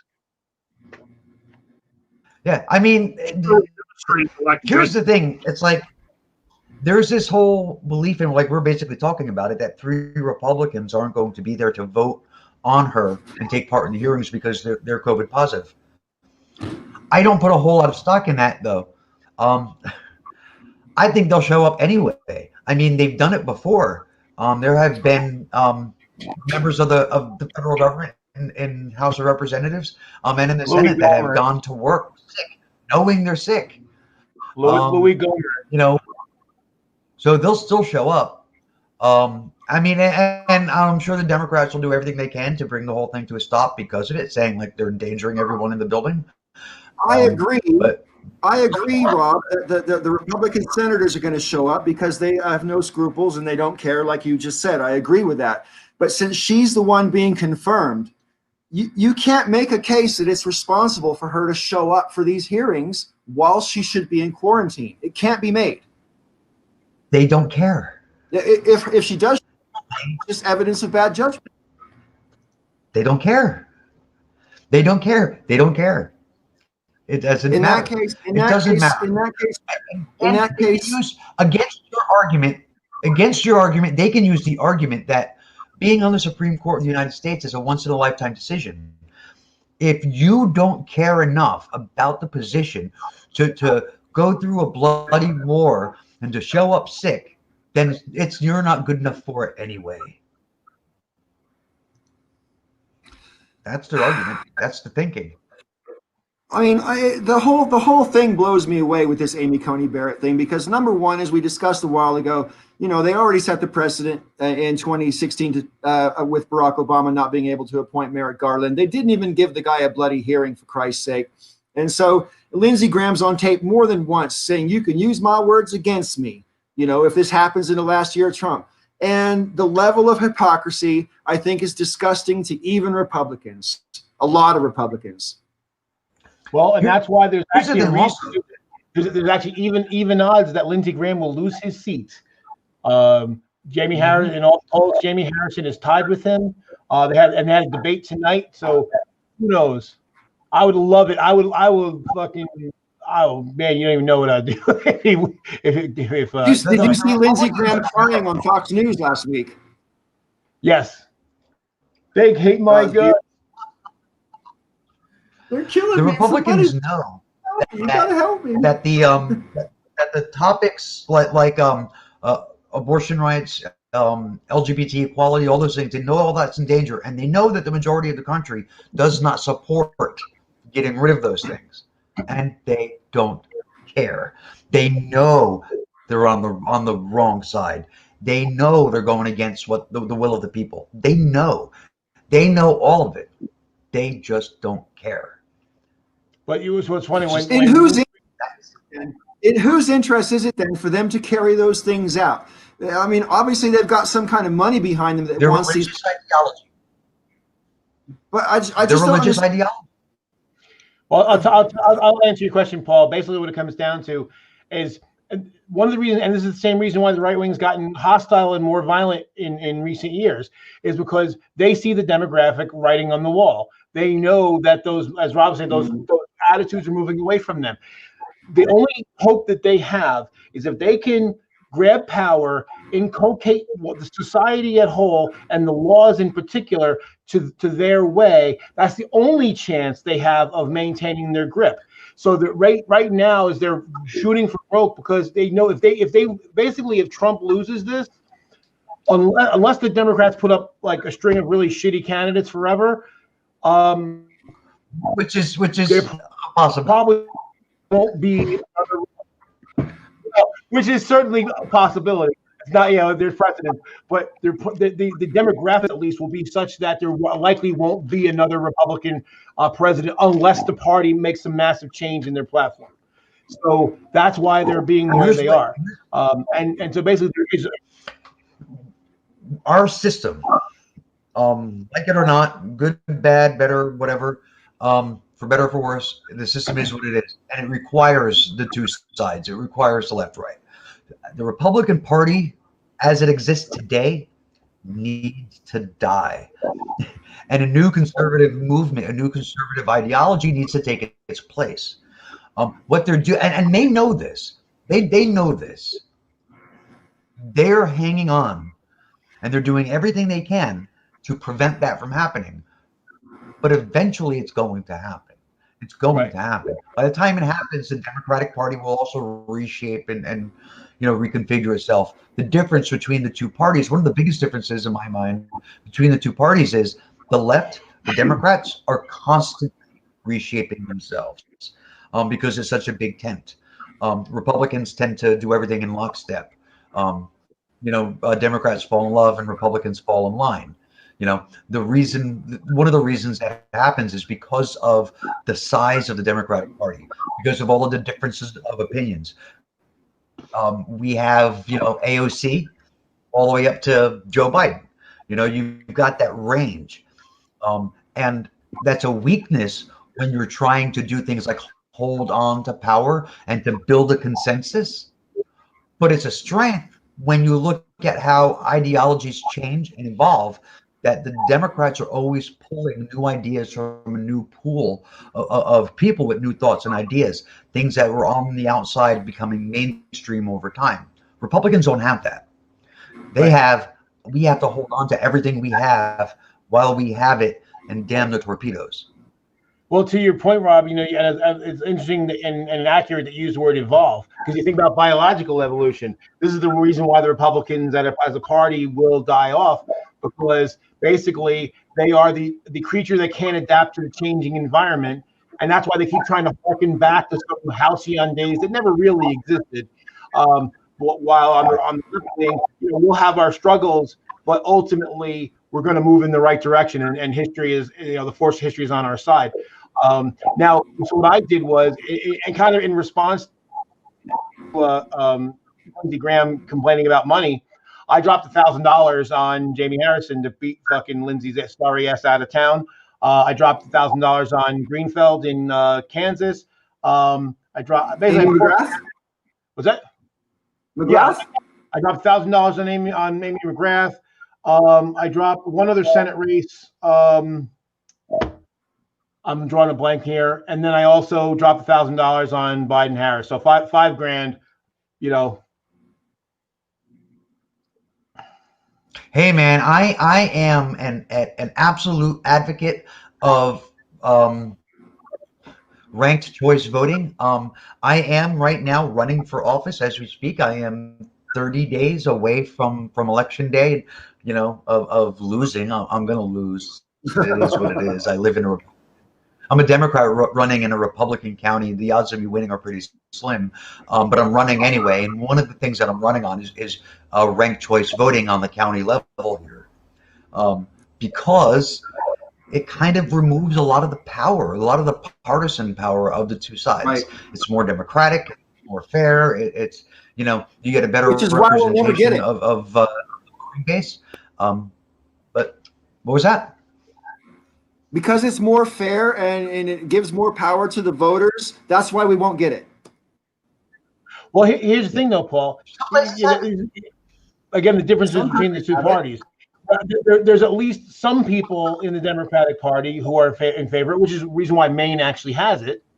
And there's nobody on the right wing side in favor of it. So that's why when the people get into both sides are the same, I'm like, right there, that's a stark difference. At least some people in the Democratic Party are for ranked choice voting, and nobody in the Republican Party is. Right. I mean, like for I think that I agree with the notion of what Proctor has said here, in the sense that I think we need more than two parties. I think we need multiple parties, and that would solve a lot of this. The amount of polarization we have right now is absolutely and utterly toxic. I mean, both parties are radically different from each other. So the people that try to argue that both parties are the same, they're just full of shit. But we need to break up the parties. Yeah, I would advocate that. Listen, friends, my internet keeps on cutting in and out, and it's really getting to be an exercise in frustration for me. So I'm going to wrap this show up, and I would hope that all of you come back again next week, where I will be in the confines of my beautiful, comfortable house, and I won't be as tetchy as I have been tonight, basically. Yeah, because we drove 450 miles today, and I think I'm ready to lay down now. So yeah. Anyway, thanks to all the viewers, especially those who chose to comment in the sidebar and everything. And I'll hope to see you all next week on the Breakfast Club, and obviously I'll see you in a moment on the after chat. And until next time, may everybody have a good weekend, and may all the ups and downs be